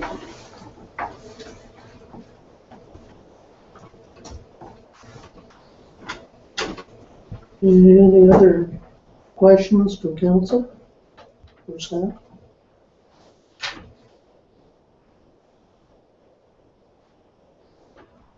Okay. You said that there was some motions, Pat? Yeah, so if you actually refer to the report provided, it provides sort of what we're recommending, and that sort of, I guess, would be 3 motions or 1 very long motion. First, that the schematic design as presented be approved, and that the budget of $3,216,521 be approved for the project. That's the first part. So do you want to do this one at a time, or? Okay. I'll make that motion. Do I have a Gallant seconds? Any discussion? All in favor? Carried. The second, I'm sorry, go ahead. Okay, the second part is that we recommend that council approve that the renovation committee proceed immediately to phase 2 of the project, the construction document phase, and hire the approved consultants for a budget of $160,149. And these funds are going to be remitted to the Township of North Huron from 1419 Inc. Do I have a mover? Councillor Bailey. Councillor Vyden seconds. Any discussion? All in favor? Carried. And the third part is we recommend that council approve the project to proceed to phase 3, the construction phase, with the provision that the funds for the project are remitted to North Huron by 1419 Inc. in advance of the tendering process for construction. McGowan and Bailey. Any discussion? All in favor? Carried. So once again, I just want to thank everybody who's been behind this project and supporting it to date. It's a very exciting opportunity for North Huron and for the Blythe community. And obviously, if anyone has any additional questions, we're always available for tours and such. But I have more copies of everything. Thank you. Just one point. Yeah. If I may, I'd just like to thank North Huron for committing the $500,000 to this project. That shows great foresight and commitment. I thank you very much, and I ask if I may take my leave now. You may. Thank you. Thank you to staff, plus Alan, David, and Marion. Thank you. Thanks, Captain. Okay, I'll let you undo. I have one other item on the agenda, and that's in your package. It is a summary of the stats that have been achieved by the but now I got to find where I am. The day camp program this summer. Our 2013 numbers were up from 2012. And then now we've enjoyed our 2014 program has also increased in number. And I think it's a testament to the staff that we hire, the staff that run these programs, that we have qualified high-five instructors. Parents know it's a quality program. We also have enjoyed a partnership with Avon Maitland District School Board for the literacy program they offer. We've been able to have those children be part of the program. And so I just wanted to share with council the good news and how busy we've been this summer. We've had, unfortunately, to turn some children away. We've been at capacity most of the summer. That's all I have. Thank you, Pat. Moving to point 3, Director of Corporate Services, Deputy Clerk. Kathy? Okay. As council knows, as part of the budgeting process at the Child Care Center, we bring approximately $30,000 out of reserves every year in case we do run a deficit at the Child Care Center and for any other incidents that may arise. So we've got $31,250 out of our reserve account this year to help offset any operating deficit that we may have. Typically, we put this money back into reserves. We do not usually have to use it. I'm asking council tonight for special consideration to use $4,500 of the money from reserves to help with some paving down at the child care parking lot. If council remembers, we have a disjointed parking lot down there because there was a couple large evergreen trees that we removed in front of the child care center several years ago. So we kind of have a paved section and then a gravel section. And the shoulders of the driveway that goes into the child care center is not paved either. So the Public Works Department, in some of their road cuts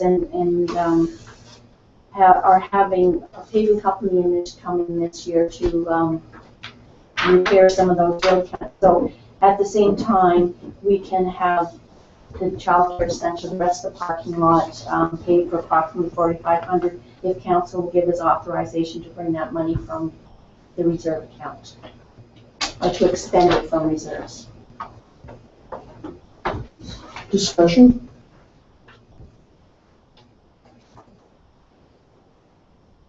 Art, Bernie? A motion for that we pave the parking lot at the Children's Center from reserves. Cost $4,500.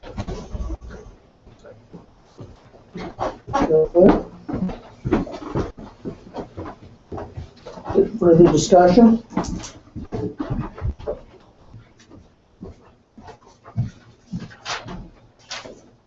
All in favor? Carried.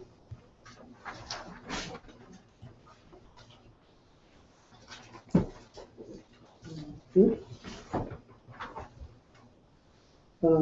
Point 4, Director of Finance, Donna. Thank you, Reed. So we've been working on with council and the Wingham Hospital Board in regard to initiating a request to under Section 110 of the Municipal Act to make that property tax exempt.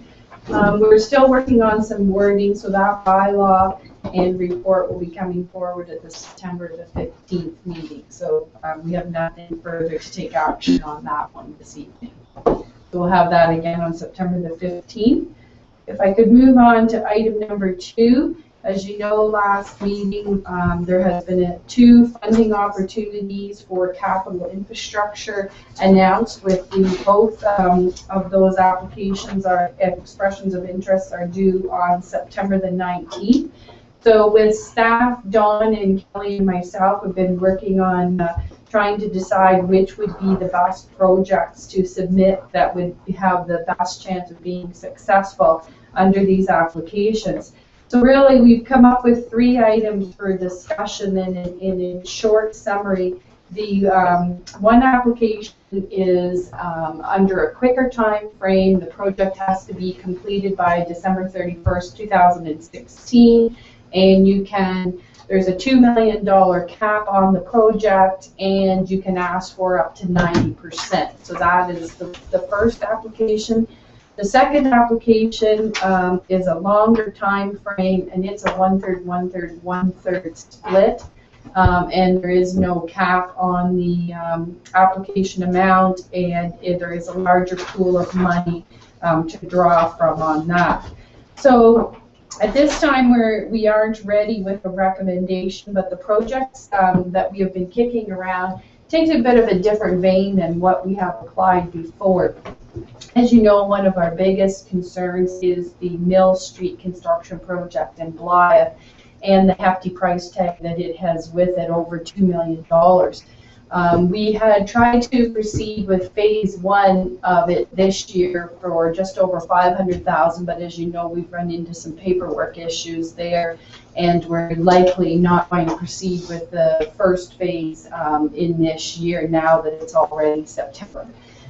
So that's going to be off the plate really for phase 1. So we're back to applying for, we've applied about 5 times for Mill Street through all different funding avenues that have come up. We've applied for both phases, phase 1, phase 2 separately, both together, etc. So at this point we still, as I said, with our future commitments, that's one of our biggest concerns and biggest capital projects, and probably one of the most urgent capital projects that we have in the foreseeable future. The other one is the new well that we have been working on in Blythe over the last year or year and a half. So in the past, because we have water and sewer is completely self-funded through the user fees, and we have built up some reserves in water and sewer, we have always taken the approach to apply for funding that will assist in our taxpayers as opposed to water and sewer projects. But we aren't scoring high enough from a critical factor to be able to receive funding on some of these other projects. So one of the things that we're kicking around is to actually apply for the new well in Blythe under one of the applications, because at the end of the day, there's really only one taxpayer, whether they're a water payer, whether they're a taxpayer. And we feel with the urgency that's required for the new well in Blythe, that it would score a lot higher and we would probably receive a much more favorable mark on that application. That total project, Don estimates at approximately $525,000. Now, of course, that's not without the tower or the standpipe, which would add another $2 million to that. So it's a little bit of a different approach than what we've presented to you before, and we're just throwing that out there that from a critical nature, again, both of those projects are in Blythe, both significant amounts of money. So those are two of the projects that we're still considering. The third one is Patrick Street, and it's the reconstruction of one block from Carling Terrace to Catherine Street. It would be a complete rebuild. It would be approximately $200,000 to $300,000 to be able to complete that. So neither of those projects, either the well or Patrick Street, are what are not, they're significant dollars, but we were wondering about, again, looking at applications that were over $1 million to take advantage of the 1/3, 1/3, 1/3. So I'm attending a webinar tomorrow on information that has to be in the documents.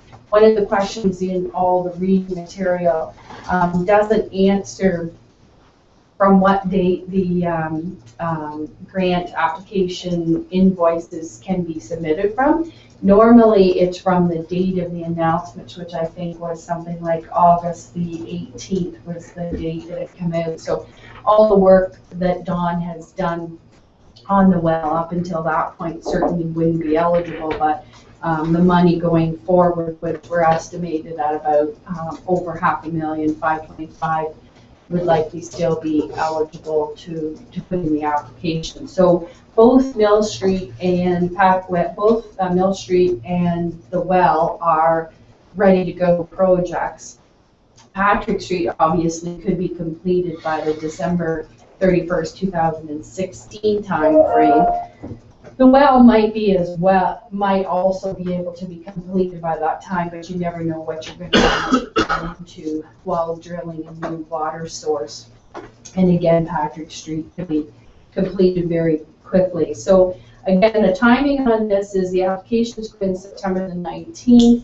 We don't know until March the 15th whether you're eligible for either application. And then the one has to be completed by December 31st, 2016, and the other one is over a 5-year project. So as staff, we're kicking around those 3 projects and to prioritize which should go where. Again, with our concerns with Mill Street always coming to the forefront. So we're throwing that out there for right now. We have to get the applications completed as always. There was less than a month to complete both applications and have them back in with all the supporting documents on the expressions of interest. And that's only, of course, phase 1. If you're selected, then you have to go to a full-blown application process, which would be in January. So John and I are throwing that out there. John, is there anything else you have to add or would like to add on to that discussion? Actually, no. You put it off. So would council have any questions or any thoughts or comments that you would like to pass on to us? Again, Kelly couldn't be here with us tonight. Dawn and Kelly and some of the work staff and water staff are meeting tomorrow again to go over the information required to fill out the forms. So, yeah, in regards to the well, you said we're talking another $2 million for the standpipe. What do you, if we don't have a standpipe, what are we going to use for the well? The present well, the present tank that we have. Yeah. With the new well, the additional production will take a little bit of the strain off the existing reservoir, so we'll have about 50% more water available, and then so you'll use the reservoir less. So it kind of takes priority off that, and just becomes a structural and age thing for the reservoir now. Brock, A question about what you mentioned with regard to new well. If we took some funds from the water accounts and we mixed some of the tax-based funds, is that a violation of the self-supporting effect feature in the water system, or is capital excluded? No, sorry, I don't know what you're asking. I thought you were saying with one possibility on the new well project, you might consider using other funds. On the new well project, water has any matching money. Water and sewer already have their Okay, money, it's right? sufficient. I thought you were saying it was not quite that. Okay, that's good. That answers it.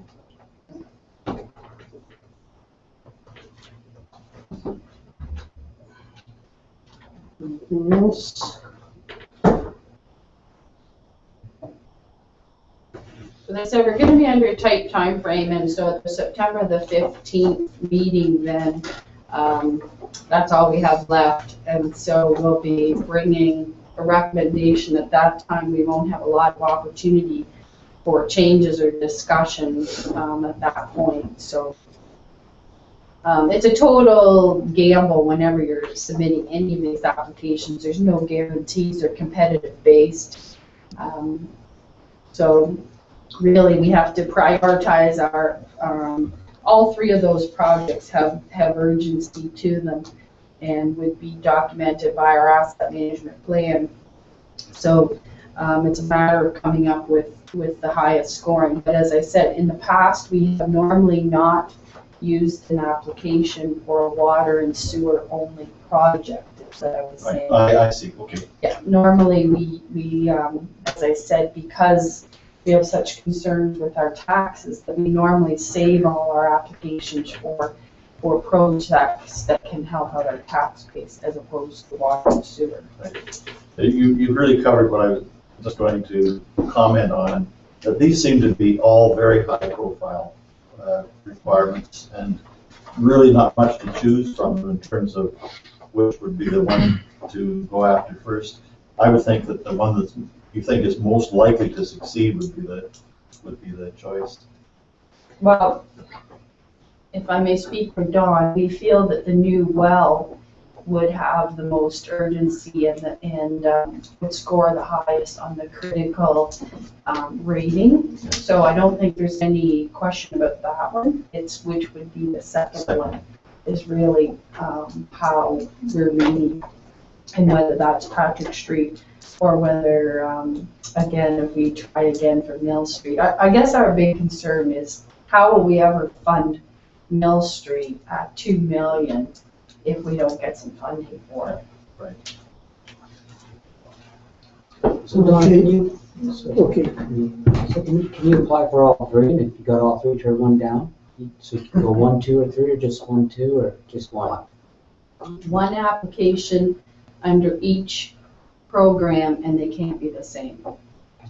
So we can put in the 2 applications, which we definitely will, but they can't be for the same program. Bill? If you apply for this, the Mill Street project right now is stalled because of paperwork. When was that anticipated to kick in again? So in other words, is this gonna delay Mill Street more? Or is it? As far as I know, no. Don, have you been working with The paperwork, yeah, so the holdup is the Ontario Realty Corporation have asked for, so we need an easement through there, and they've asked for an environmental assessment on their property, basically, before they'll allow the easement to go through. So we went through phase 1. They've identified a couple of issues in. To my knowledge, I think we're going to have to go into a phase 2 environmental assessment. Is that correct? So, I haven't read that file yet, Don. so I haven't read the report either, but that's what I understand anyway, that because of the nature of the activity we're gonna have to go through phase two. Okay. And if I understood you correctly, even if we go ahead with some of those things, those bills are still eligible if you were to win. Is that correct? So we At can- this point, we don't know from what date forward invoices are available. But for the Mill Street project, we are still proceeding with whatever we have to do because we are going to do it one way or another. Phase one, council had already given approval to proceed with it, which is a much smaller piece. And we had found it wasn't included in the 2014 budget, but we were able to figure out with between water, sewer, and some reserves how we could actually go ahead with it. And then we got stalled by the easement and environmental assessment. So at phase one, we still have to go ahead with Mill Street anyway, at least phase one, whether we get funding or not, and whether like as a process type thing, we're going ahead with that. It's phase two that's the huge amount of money that's where it's really going to stall us. Is lack of money for phase two. Okay, and you said you had a meeting tomorrow for more information on it, that I'm sure council, if there's more information that you learn this week, then I think council will be very interested in that information. And if we had to do some extra discussions or whatever, we want to make it so staff can do the best job. We keep you posted on that part then. Okay, thank you. Okay, and then I'll move on to item number 3. So last council meeting, in your packages, there was the cross-border agreement with Morris Turnberry. As far as I know, they're also considering this bylaw tonight as well.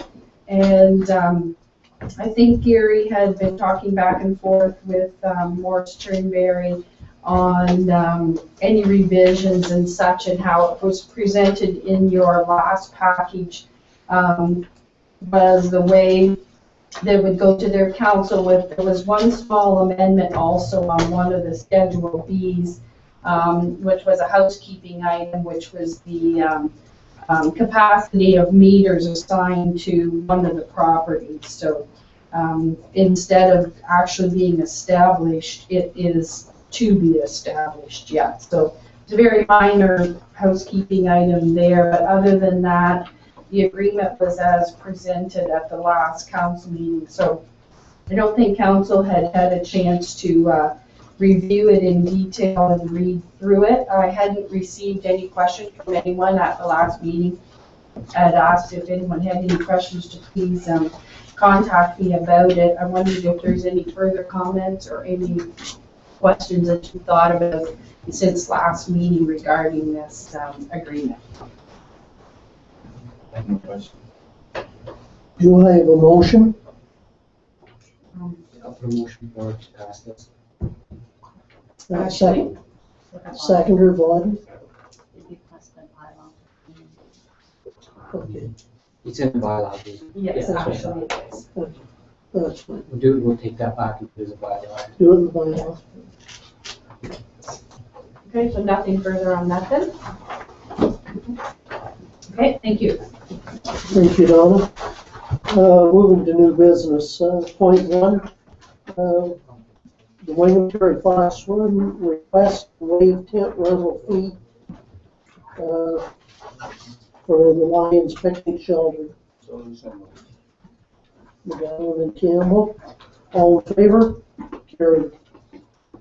The Elementary School Fair Board request waive of tent fee permit for a tent to be used to shelter livestock on Fair Day, September 10th, 2014. I will not be voting on this. I'll move that we waive that fee. Campbell and Bailey. All in favor? Carried. Council information, for the council to bring forward information for discussion. Brock.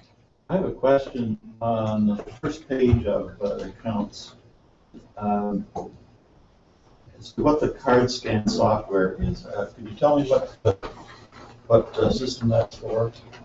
That's for the police station fingerprint unit. Okay, thank you. Okay. Bill. Page 2, the CBRE Limited, this is property presence. Was that the industrial, and that's all that was, just for those? Yeah. So it was separate for the properties that were declared the Hutton Heights, Which ones? Circuit? I think Were they included in there? I think it's for all of them. Was for all of them? Okay. The, page 5, just Persona Consulting. Notice banner to website, 200, what was that?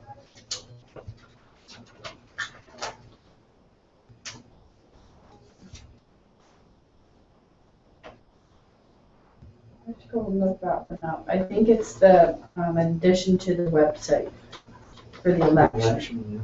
For the election banner that goes across. You pay $300 for it? We had to pay an addition for it. That went on our website. That wasn't something that could be accomplished in-house? Can't.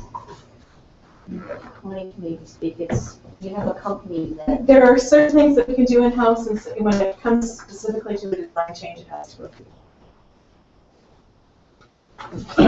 Okay, that's fine. Yeah, that's it. Thank you.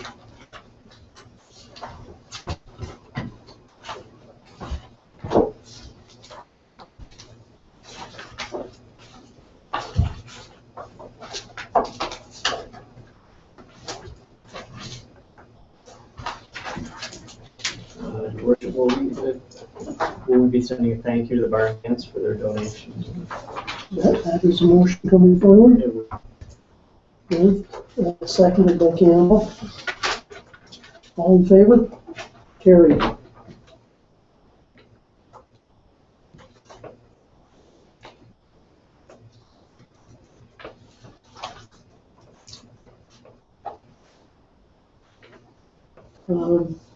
Possibly on point 4, one thing on the joint and several liability, that was part of Hazel McCallion's parting words from the AMO is just because you haven't got it yet doesn't mean you don't need to keep fighting for it. So that Pretty disappointing, actually. it's extremely disappointing, and there had been 2 possible recommendations that coming forward, the one that no more than twice the percentage that could be attributed to you, I thought was very reasonable. But whether we reply to AMO. I would make a motion to send to AMO as well to the Premier, expressing our displeasure with the fact that this wasn't dealt with in some manner. Second that. Second. Any further discussion on that? All those in favor? Carried. I'd like to make a comment on number 3. Oh, sorry. Wendy Hernig's letter regarding the Goderich to Auburn Trail, and I guess the Gulf to Goderich Trail in general. I think she makes some really, really valid points. I think it's looking at it from a reasonable point of view. I don't think there's a strong argument against what she suggested.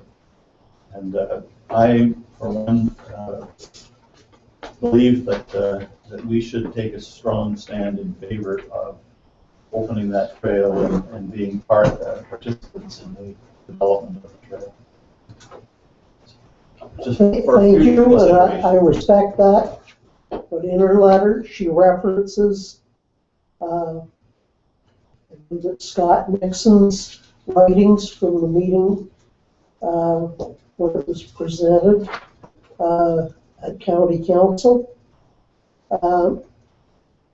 That wasn't the meeting I attended.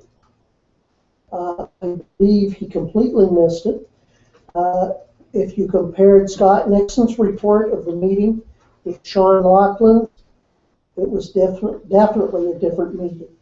That I will say, I know of, I'll say, families that have relatives in the area that trailer their four-wheelers out of London to run the Dart Trail. They start partway through it. I don't know where Wendy lives exactly, but there is a lot of concern. And part of this concern goes back to the old lawsuit on Hoffer gravel pits, the other side of Elmira, where they forgot to lock one gate. A 15-year-old got in. This is approximately a couple of decades ago. And Hoffer's lost a $16 million lawsuit. Because they didn't have the person properly locked out of their property. That's what some of the neighboring property owners are looking at. So that there is balancing things in this. I'm not saying I'm for or against at this time, but in all our planning discussions, the neighboring property owners are brought in and asked for their comments. There's a lot of this. The neighboring property owners have been really bypassed. There's a selling point that there was, I don't know about a petition or some of the other things, but I do know in one of the public surveys of all Huron County farm neighbors to it, there was a number. We're completely in favor of it going ahead. A number of others just wanted to know exactly how it would be handled. And to date, they have been avoided. So that letter, yes, there was valid points, but there's balancing on the other side. Sorry for taking so long on that. Just one reply, if I could. Yeah. It seems to me that bad things can happen whether there's a trail created or not. And so I think there's a lot of hysteria around it. I don't doubt that there are issues that need to be discussed. I think everybody involved should be clearly involved. And if there's a questionnaire sent out, it should be done professionally and correctly and unbiased. That's done by some independent group that is not having a big stake in the result. That's my stand. Okay. I'm going to make the comment that the rural farmers have been asked to comment upon the trail, but in fact, I back onto that trail, or part of what's proposed to be the trail. I have never received any request for comment or input from anyone. And I'm not going to say for or against the trail, because at this point in time, I think the trail is a great idea, but I have concerns about who's going to fund it, who's going to police it, and where the ongoing funds are going to come from. But I have never received any information. None of my neighbors have been asked.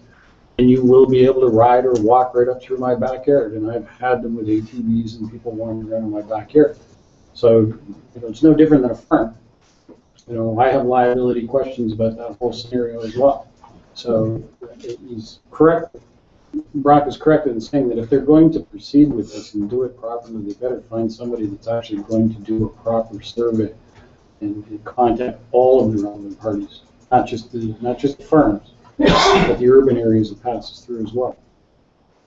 In that, the one that was a farm organization was asked to do a survey of all the agriculturally zoned properties. So that is the survey that I'm talking about, James. There was people that actually received that survey after the deadline. And I'm not sure that some of those surveys were ever taken in with that surveys that were done.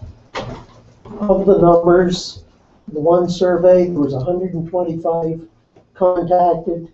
There was 65 gave written replies by the date. And whether some of them got lost in the mail or whatever, I don't know.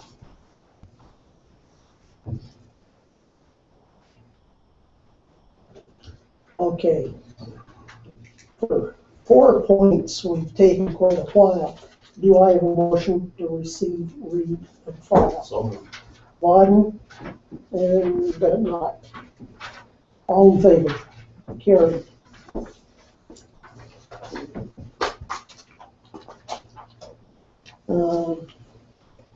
There's, in committee reports, we have Maitland Valley minutes of a couple of meetings. Is there anything James wanted to add or any questions from other councillors? I'd be willing to receive questions from any of the councillors. I don't think there's anything there that I need to really bring out. Everything's pretty well placed there for us.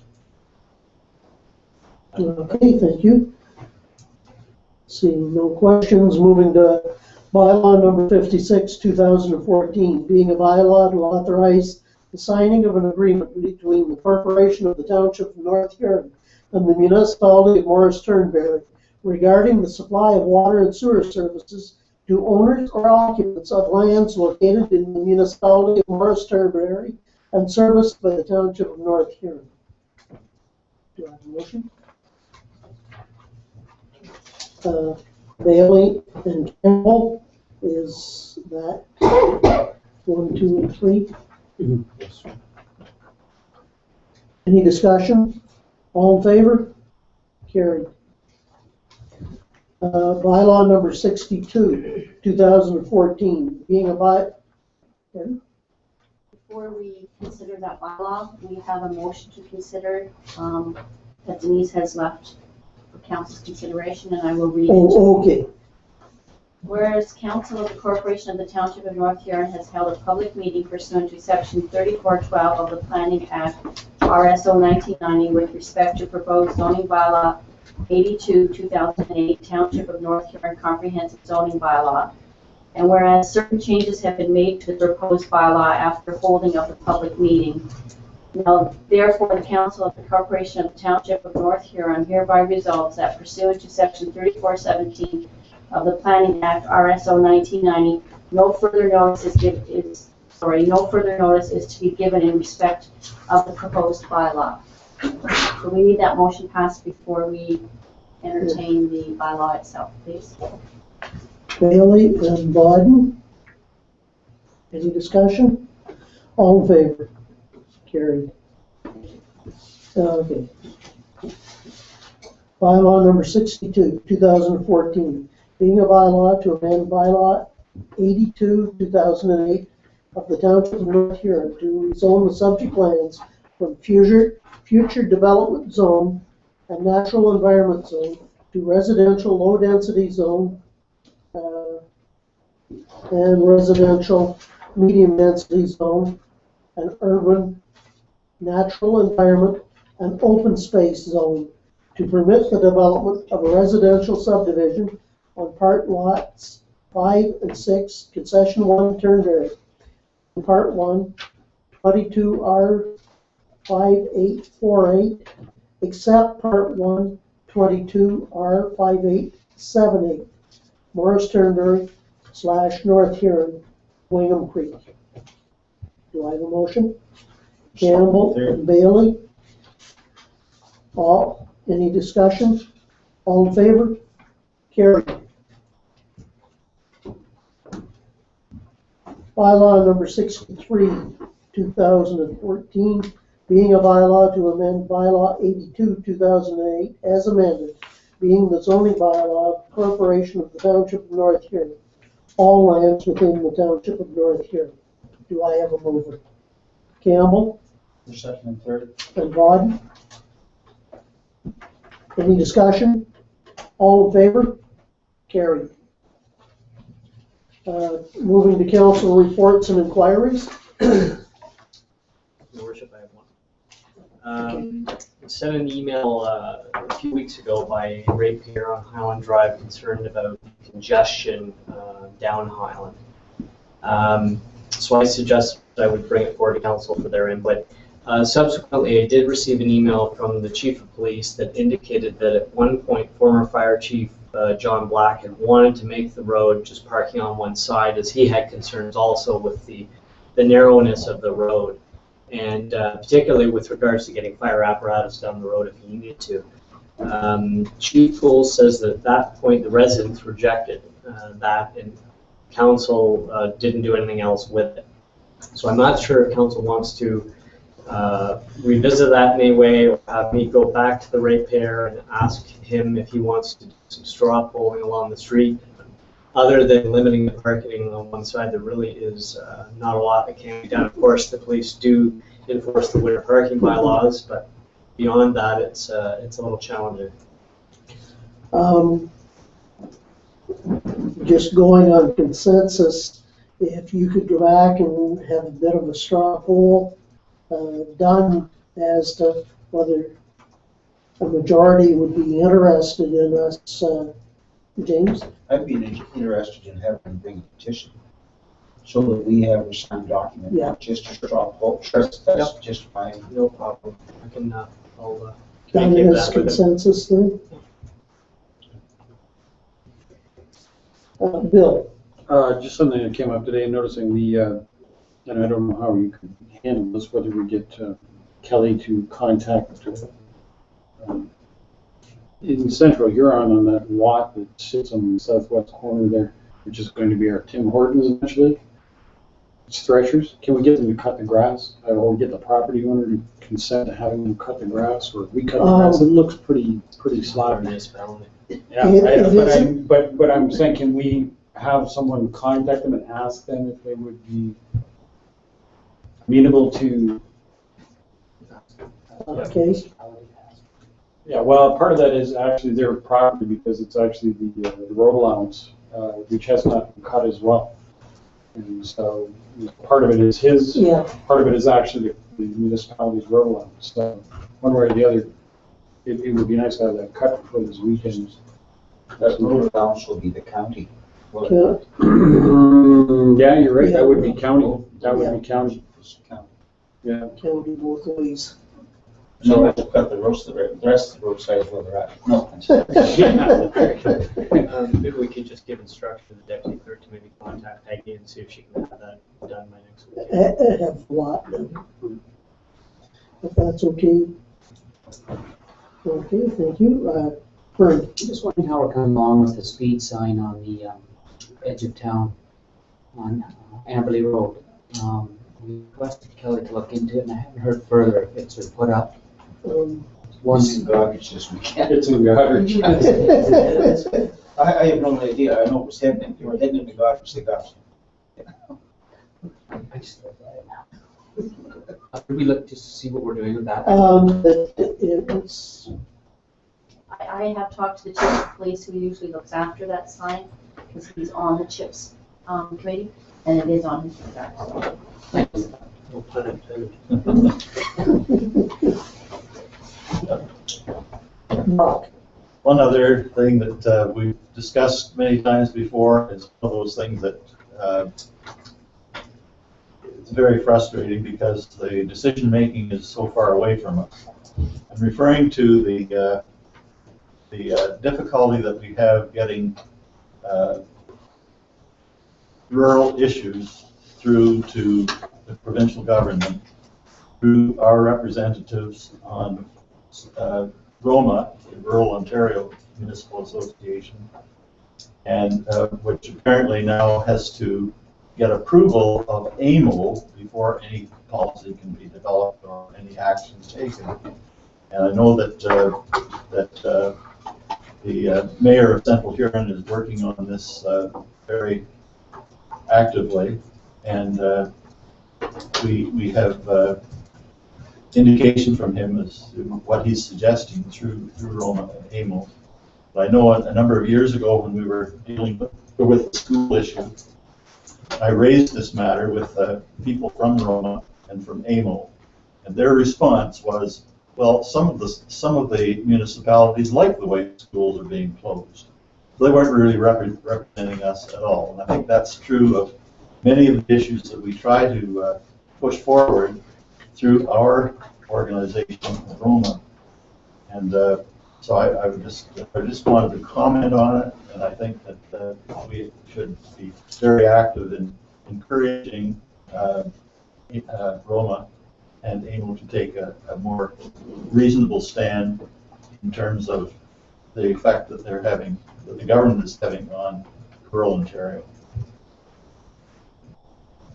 Okay. And that you worked on the Huron County Rural Lands Project, and that it was extremely strongly endorsed by the Roma Board in the presentation made by Jim Ginn at the AMO conference.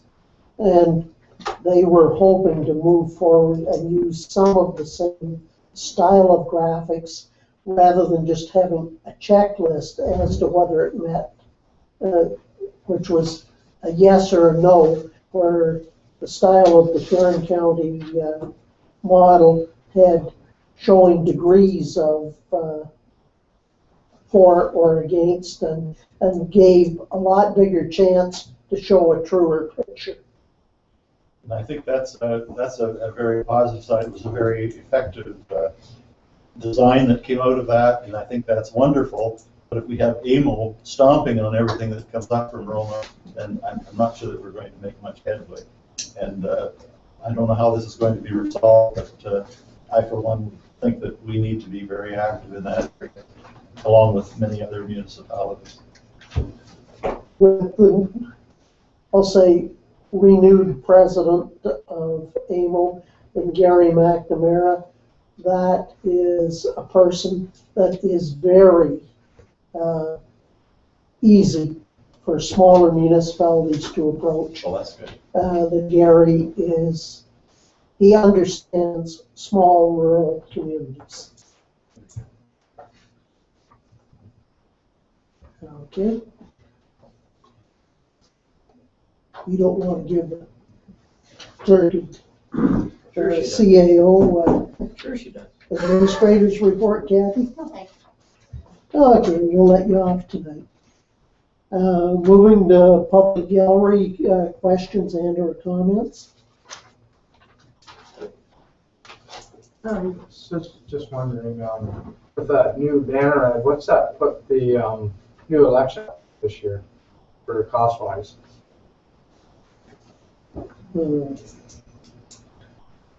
We have very few election costs yet because we're not really into it, so it's kind of really hard to say at this point.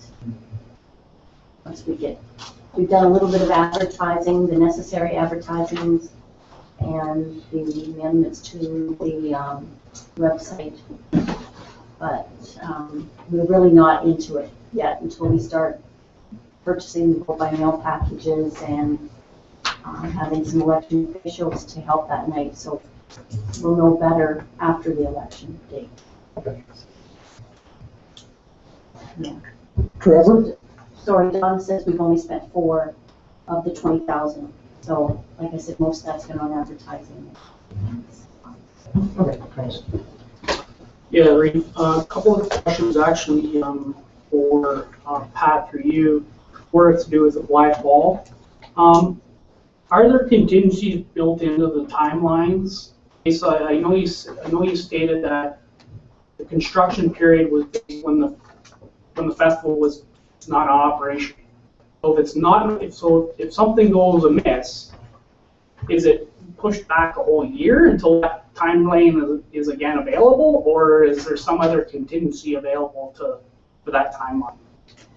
Essentially, the entire project would have to move a year. There's no other contingency. The festival must operate. That is a huge economic driver for the Blythe community. And so there may be parts of it that we might be able to fit in. So as an example, if there was a small time frame in which we could do the roof and the HVAC systems or something like that, but we really need full control of the building to do that extensive a renovation. And the only opportunity to do that is in that construction period. So we're on an aggressive timeline, both from a fundraising and also a construction side. Okay. So can you explain who developed the budget? So who actually developed the $3.2 million? So through the entire renovation project, we have been not only doing a design, but at the same time a detailed budget on every line item throughout that. That has been done through Alan Avis's office, and there's also, so he has a number of sub-consultants which we have approved that he works with, and there's a cost consultant which has reviewed all of that, a construction cost consultant that has assessed that budget to ensure that we're on track. Plus each of the other engineering groups, the structural, the mechanical, electrical, the kitchen consultant have all had input on pieces of the budget to ensure that we can, that is a realistic budget. But it is in today's numbers, so if we're 2 years delayed, that's going to be more. So we have to try and get it on schedule. So does this renovation look to future usage, or does it look at the usage today? The renovation looks at both. It looks at how the hall is used today, so how the Blythe Festival of the Arts puts on Blythe Festival each year, their needs, as well as maintaining, how our traditional country suppers and things like that take place. Along with that, we're looking at the 1419 Inc. campaign is all about economic development and culture and the arts in Blythe, and they're looking at greater usage of all of the potential facilities that would involve. And I'm sure that they could answer that question better than me, but it's about renting that facility 50 weeks a year. I'd just like to add one thing. They're also concerned with developing large meeting facilities using the lower hall, as well as the auditorium. But larger meetings with better acoustics and better AV facilities and all that sort of thing. So that would be a development beyond the theater season. Yeah, and I'm okay. I just want to understand if it's future looking, is operational plan to spend $3.2 million. We want to make sure you're getting the best bang out of the operation of the facility as well. So I want to make sure, is it future looking, or are you doing it now and all of a sudden in 10 years from now, oh, we didn't have enough room for the capacity we need. So that was just my question. Can you explain to me why you would need Phase 3 approval before Phase 2 is even started? Explain to me. I just don't understand that purpose. Councillors can add to this, but ideally what we're trying to do is continue to move the project forward, and the entire budget of $3.2 million has been approved, and we want to, assuming we meet the renovation budget, the fundraising is in place, we want to move forward with Phase 3. So we're really asking for council to approve the entire project, but we broke it down into 3 phases to ensure that 1419 and the fundraising part has each of those fundraising pieces in place before that phase is approved.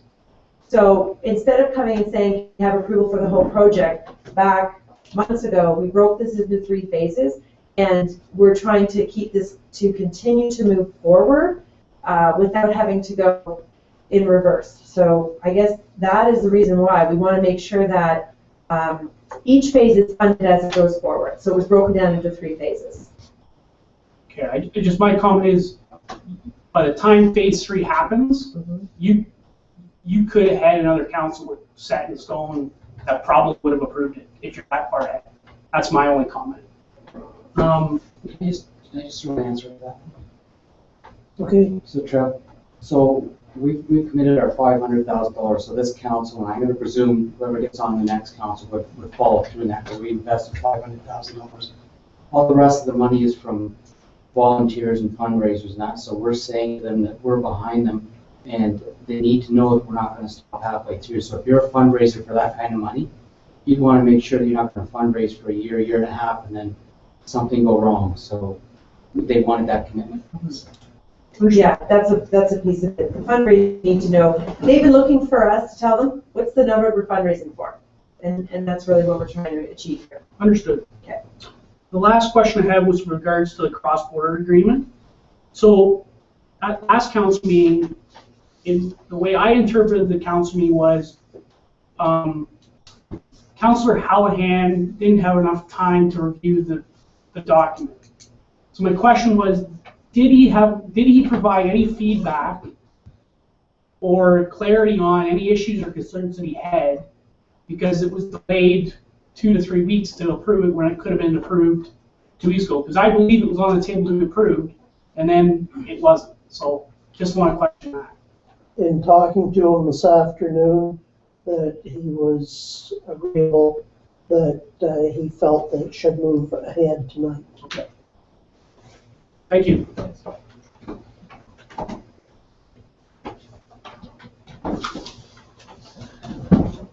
Any other questions?